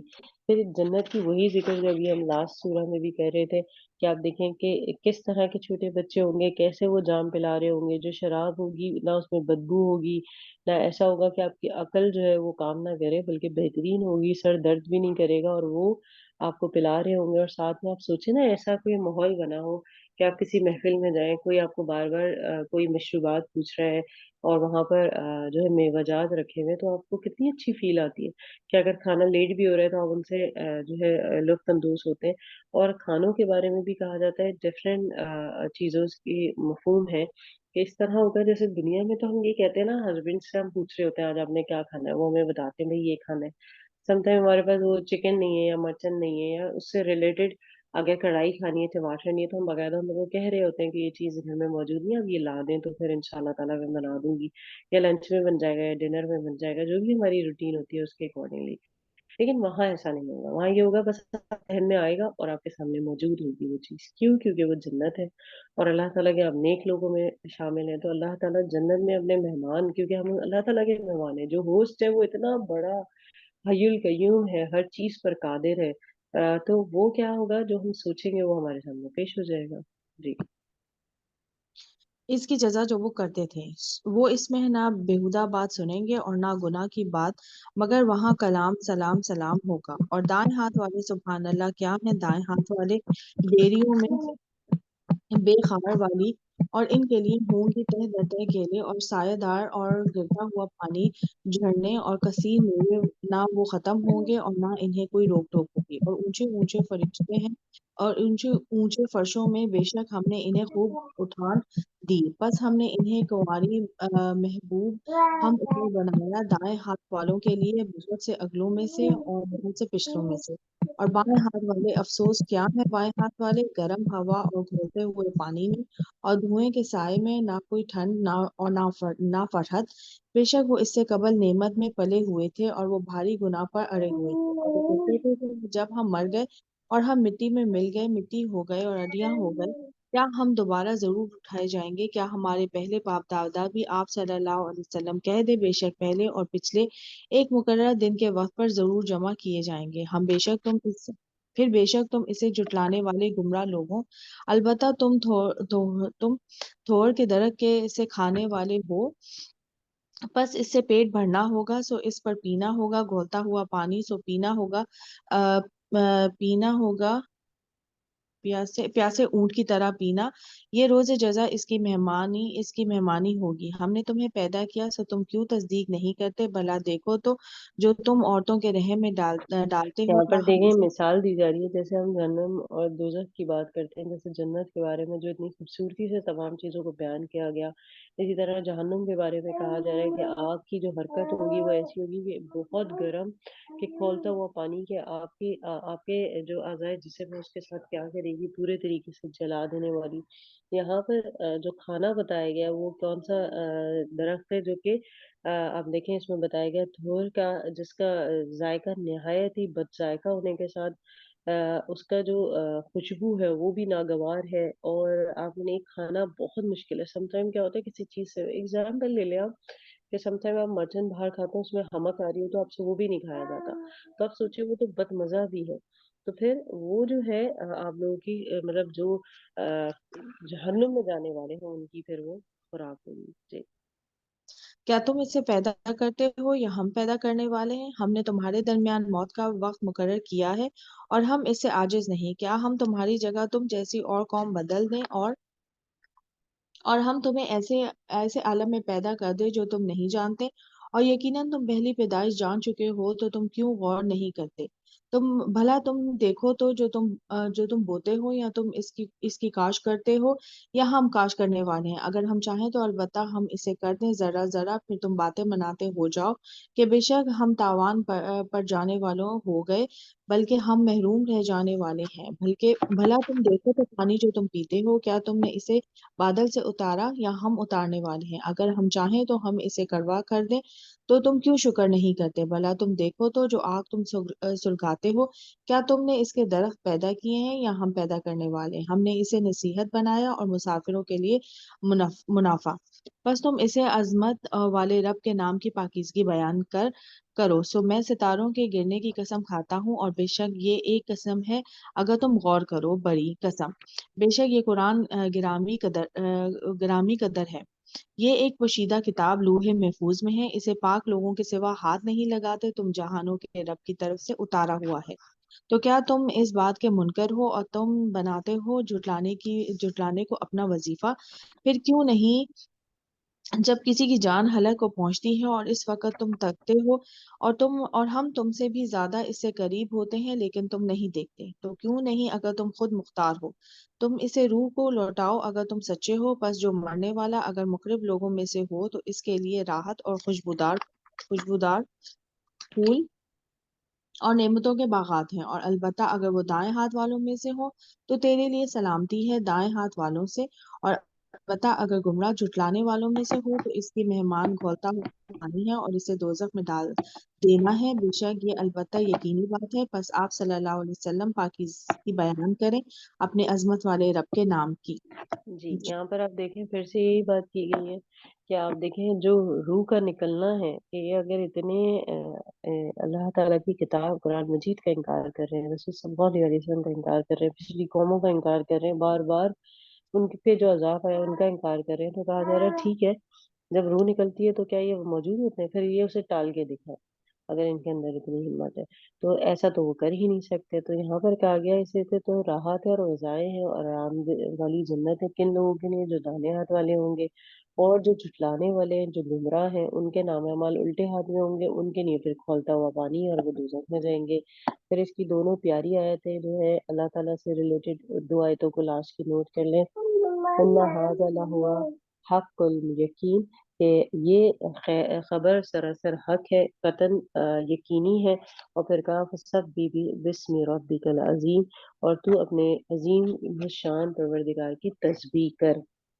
تو یہاں پر ہمیں یہ پتہ چلا ہے کہ اللہ تعالیٰ کی ہم نے تسبیح کثرت سے کرنی ہے، اور وہ کیا ہے؟ حضور صلی اللہ علیہ وسلم کی احادیث سے بھی ثابت ہے کہ دو الفاظ ایسے ہیں جو زبان پر ہلکے ہیں اور وزن میں بھاری، وہ کیا ہے؟ سبحان اللہ و بحمدہ، سبحان اللہ العظیم۔ تو آپ یہ کثرت سے پڑھیں تسبیحات۔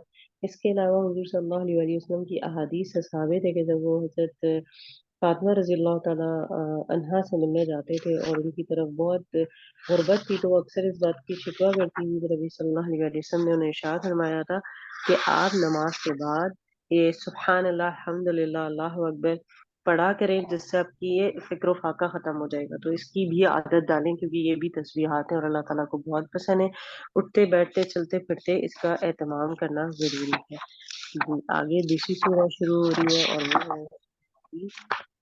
اور سورہ حدید جو ہے اس کے 4 رکوعات ہیں اور 29 آیتیں ہیں اور یہ مدنی سورہ ہے. جی آگے پڑھتے ہیں. پڑھوں یا ہوا پڑھنا چاہ رہی؟ اگر ہوا پڑھنا چاہ رہی ہے ہوا پڑھ سکتی ہیں. جی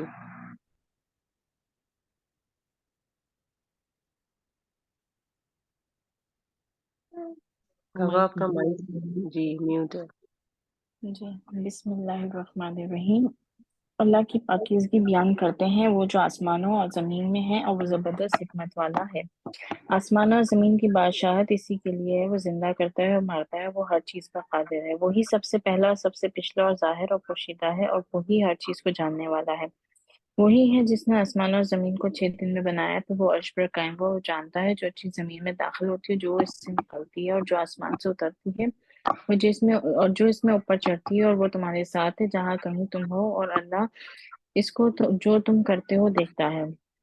آسمان اور زمین کی حکومت اسی کے لیے ہے. سب امور اللہ ہی کی طرف لوٹائے جاتے ہیں. وہ رات کو دن میں داخل کرتا ہے اور دن کو رات میں داخل کرتا ہے اور وہ زینوں کے بھید خوب جانتا ہے. اللہ اس کے رسول صلی اللہ علیہ وسلم پر ایمان لاؤ اور اس میں سے خرچ کرو جس نے تمہیں پہلوں کا جانشین بنایا ہے. پس جو لوگ تم میں سے ایمان لائے اور انہوں نے خرچ کیا ان کے لیے بڑا اجر ہے. اور تمہیں کیا ہوا جو اللہ پر ایمان نہیں لاتے اور رسول صلی اللہ علیہ وسلم تمہارے رب پر ایمان لانے کے لیے بلا رہا ہے اور تم سے عہد بھی لے چکا ہے اگر تم ایمان لانے والے ہو.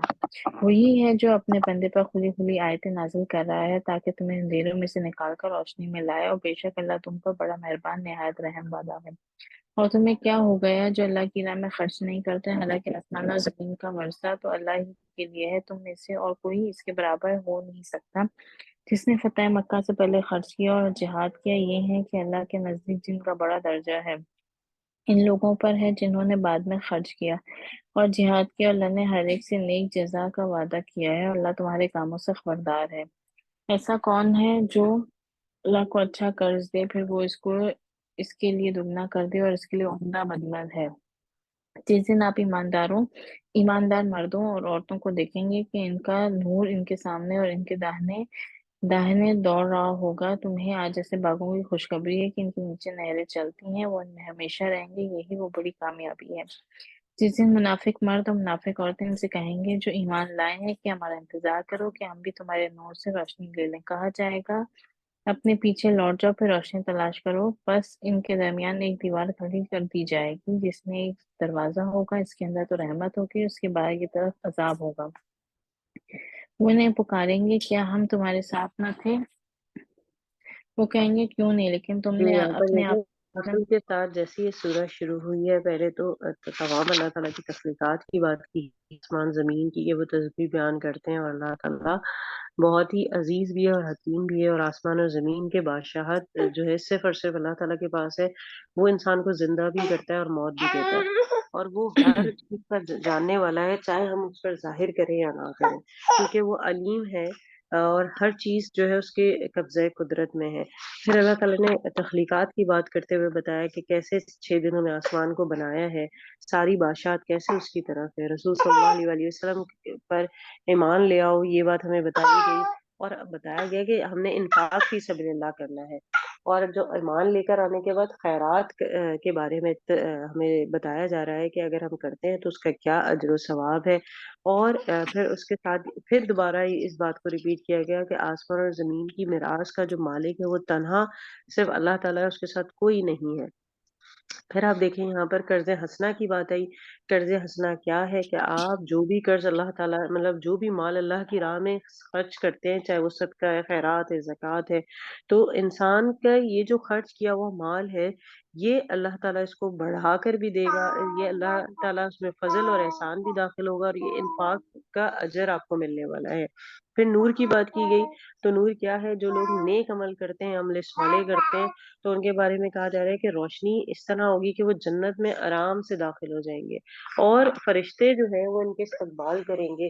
جس طرح آپ دیکھتے ہیں کہیں آپ جاتے ہیں تو کچھ کیا ہوتا ہے، ہوسٹ آپ کا ویلکم کر رہے ہوتے ہیں، لیکن جو منافقین ہیں یا جو کافرین ہیں ان کے ساتھ کیا معاملہ ہوگا، یہ بھی بتایا جا رہا ہے کہ اندھیرا ان پہ مسلط ہوگا، اور وہ اگر آپ دیکھیں اندھیرا ہو تو پھر آپ راستہ صحیح نہیں پاتے۔ ایون سم ٹائم آپ اپنے گھر میں بھی چلتے ہوئے کسی چیز سے ٹکرا جاتے ہیں جو غیر ضروری بیچ میں پڑی ہو، اور پھر آپ گر جاتے ہیں، تو وہاں پر یہ بات کی جا رہی ہے جب اندھیرا ہوگا تو آپ راستہ ہی نہیں پائیں گے۔ تو ان تمام چیزوں کی اس میں وضاحت کی گئی ہے۔ جی وہ انہیں پکاریں گے کہ ہم تمہارے ساتھ نہ تھے، وہ کہیں گے کیوں نہیں، لیکن تم نے اپنے آپ کو فتنے میں ڈالا اور راہ دیکھتے اور شک کرتے رہے، اور تمہیں آرزوؤں نے دھوکہ دیا یہاں تک کہ اللہ کا حکم آ پہنچا، اور تمہیں اللہ کے بارے میں شیطان نے دھوکہ دیا۔ بس آج نہ تم سے کوئی تعاون لیا جائے گا، نہ ان سے جنہوں نے انکار کیا تھا۔ تمہارا سب کا ٹھکانہ دوزخ ہے، وہی تمہارا رفیق ہے، بہت ہی بری جگہ ہے۔ کیا ایمان والوں کے لیے اس بات کا وقت نہیں آیا کہ ان کے دل اللہ کی نصیحت اور جو دین حق نازل ہوا ہے اس کے سامنے جھک جائیں، اور ان لوگوں کی طرح نہ ہو جائیں جنہیں ان سے پہلے کتاب آسمانی ملی تھی، پھر ان پر مدت لمبی ہو گئی تو ان کے دل سخت ہو گئے، ان میں سے بہت سے نافرمان ہیں۔ اور جان لو کہ اللہ ہی زمین کو اس کے مرنے پیچھے زندہ کرتا ہے۔ ہم نے تو تمہارے لیے کھول کھول کر نشانیاں بیان کر دی ہیں تاکہ تم سمجھو۔ بے شک خیرات کرنے والے مرد اور خیرات کرنے والی عورتیں اور جنہوں نے اللہ کو اچھا قرض دیا، ان کے لیے دگنا کیا جائے گا اور انہیں عمدہ بدلہ ملے گا۔ اور جو لوگ اللہ اور اس کے رسولوں پر ایمان لائے وہی لوگ اپنے رب کے نزدیک صدیق اور شہید ہیں، ان کے لیے ان کا اجر اور ان کی روشنی ملے گی، اور جنہوں نے کفر کیا اور ہماری آیتوں کو جھٹلایا یہی لوگ دوزخی ہیں۔ جان لو کہ یہ دنیا کی زندگی محض کھیل اور تماشا اور زیبائش اور ایک دوسرے پر آپس میں فخر کرنا اور ایک دوسرے پر مال و اولاد میں زیادتی چاہنا ہے۔ جیسے بارش کی حالت کی اس کی سبزی نے کسانوں کو خوش کر دیا، پھر وہ واقعی خشک ہو کتنی جاتی ہے۔ خوبصورت مثال دی ہے کہ انسان جو ہے نا، دنیا ایک تو کھیل تماشے کے لیے نہیں ہے، باقی جو سب ایک دوسرے سے کمپیئر کرتے ہیں دنیاوی ایک انسان کی فطرت ہے، ادر وائز جو ہے آخرت میں اس میں سے کوئی چیز آپ کو فائدہ نہیں دے گی سوائے آپ کے اعمال کے۔ جی تو اسے زرد شدہ دیکھتا ہے، پھر وہ چورا چورا ہو جاتی ہے، اور آخرت میں سخت عذاب ہے۔ اللہ کی مغفرت اور اس کی خوشنودی ہے، اور دنیا کی زندگی سوائے دھوکے کے اس باب کے اور کیا ہے۔ اپنے رب کی مغفرت کی طرف دوڑو اور جنت کی طرف جس کا عرض آسمان اور زمین کی عرض کے برابر ہے، اس کے لیے تیار کی گئی ہے۔ جو اللہ اور اس کے رسولوں پر ایمان لائے، یہ اللہ کا فضل ہے، وہ جس سے چاہتا ہے دیتا ہے، اور اللہ بڑے فضل والا ہے۔ جو کوئی مصیبت زمین پر یا خود تم پر پڑتی ہے وہ اس سے پیشتر کہ ہم اسے پیدا کریں کتاب میں لکھی ہوتی ہے، بے شک یہ اللہ کے نزدیک آسان بات ہے۔ تاکہ جو چیز تمہارے ہاتھ سے جاتی رہے اس پر رنج نہ کرو اور جو تمہیں دے اس پر اتراؤ نہیں، اور اللہ کسی اترانے والے شیخی خوری کو پسند نہیں کرتا۔ جو خود بھی بخل کرتے ہیں لوگوں کو بھی بخل کا حکم دیتے ہیں، اور جو کوئی منہ موڑے تو اللہ بھی بے پرواہ خوبیوں والا ہے۔ البتہ ہم نے اپنے رسولوں جیسے کو ہم نے شروع نشانیاں میں آپ کو کہا تھا، آپ نے وہ والی آیتیں لکھی ہیں جو اللہ تعالیٰ بارے میں جو پسند کرتا اور نہیں کرتا۔ اب جیسے یہاں پر آ رہا ہے واللہ لا یحب مختال فخورا، کہ اللہ تعالیٰ شیخو خوروں کو پسند نہیں کرتا، تو اس آیت کو آپ نوٹ ڈاؤن کر لیں۔ البتہ ہم نے اپنے رسولوں کو نشانیاں دے کر بھیجا، اور ان کے ہمراہ ہم نے کتاب اور ترازوئے عدل بھی بھیجی تاکہ لوگ انصاف کو قائم رکھیں، اور ہم نے لوہا بھی اتارا جس میں سخت جنگ کے سامان اور لوگوں کے فائدے بھی ہیں، اور تاکہ اللہ معلوم کرے کہ کون اس کی اور اس کے رسولوں کی غائبانہ مدد کرتا ہے۔ بے شک اللہ بڑا زور آور غالب ہے۔ اور ہم نے نوح علیہ السلام اور ابراہیم علیہ السلام کو بھیجا تھا، اور ہم نے ان دونوں کی اولاد میں نبوت اور کتاب رکھی تھی، بس بعض تو ان میں راہ راست پر رہے اور بہت سے ان میں سے نافرمان ہیں۔ اس کے بعد ہم نے اپنے رسول بھیجے، اور عیسیٰ ابن مریم کو بعد میں بھیجا، اور اسے ہم نے انجیل دی، اور اس کے ماننے والوں کے دلوں میں ہم نے نرمی اور مہربانی رکھ دی، اور ترک دنیا جو انہوں نے خود ایجاد کی ہم نے وہ ان پر فرض نہیں کی تھی، مگر انہوں نے رضا الہی حاصل کرنے کے لیے ایسا کیا، بس اسے نبھا نہ سکے جیسے نبھانا چاہیے تھا۔ تو ہم نے انہیں جو ان میں سے ایمان لائے ان کا اجر دے دیا، اور بہت سے تو ان میں بدکار ہی ہیں۔ اے ایمان والو، اللہ سے ڈرو، اس کے رسول پر ایمان لاؤ، وہ تمہیں اپنی رحمت سے دوہرا حصہ دے گا، اور تمہیں ایسے نور عطا فرمائے گا تم اس کے ذریعے سے چلو، اور تمہیں معاف کر دے گا، اور اللہ بخشنے والا نہایت رحم والا ہے۔ تاکہ اہل کتاب یہ نہ سمجھے کہ مسلمان اللہ کے فضل سے کچھ بھی حاصل نہیں کر سکتے، اور یہ کہ فضل تو اللہ ہی کے ہاتھ میں ہے، جس کو چاہے دے، اور اللہ بڑا فضل والا ہے۔ جی، یہاں پر اگر آپ دیکھیں تو وہ لوگ ہیں جو اللہ تعالیٰ کی جتنی بھی کتابیں نازل ہوئی ہیں ان ساری کتابوں پر ایمان لے کر آئے، لیکن اس میں سے کیا تھا، جو اہل کتاب نبی صلی اللہ علیہ وسلم کے آنے کے بعد اس چیز پر ایمان لے آئے، مطلب پہلے وہ جو ہے اس سے پہلے اہل کتاب تھے لیکن پھر نبی صلی اللہ علیہ وسلم پر ایمان لے آئے، تو ان کا اجر اور زیادہ ہے۔ ریزن کیا ہے کہ اب جیسے ہی سلیبس چینج ہوا، نبی چینج ہوئے، کتاب چینج ہوئی، تو انہوں نے اس پر عمل کیا، تو اللہ تعالیٰ کو یہ عمل پسند ہے۔ اور پھر اللہ تعالیٰ کی یہاں پر بتائی جا رہی ہے کہ تمام جو فضل ہے وہ اللہ تعالیٰ کے اپنے ہی پاس ہے، اور وہ جسے چاہتا ہے اسے عطا کرتا ہے بے شک۔ تو یہ آخری آیت آپ نوٹ ڈاؤن کر لیں جو 29 آیت ہے۔ تو الحمدللہ یہ ہمارا پارا کمپلیٹ ہو گیا۔ اللہم عرفہ شتی فی قبری، اللہم ارحمنی بالقرآن العظیم وجعلہ لی اماما ونورا وہدی ورحمہ، اللہم ذکرنی منہ ما نسیت وعلمنی منہ ما جہل وارزقنی تلاوتہ آناء اللیل وآناء النہار وجعلہ لی حجۃ یا رب العالمین۔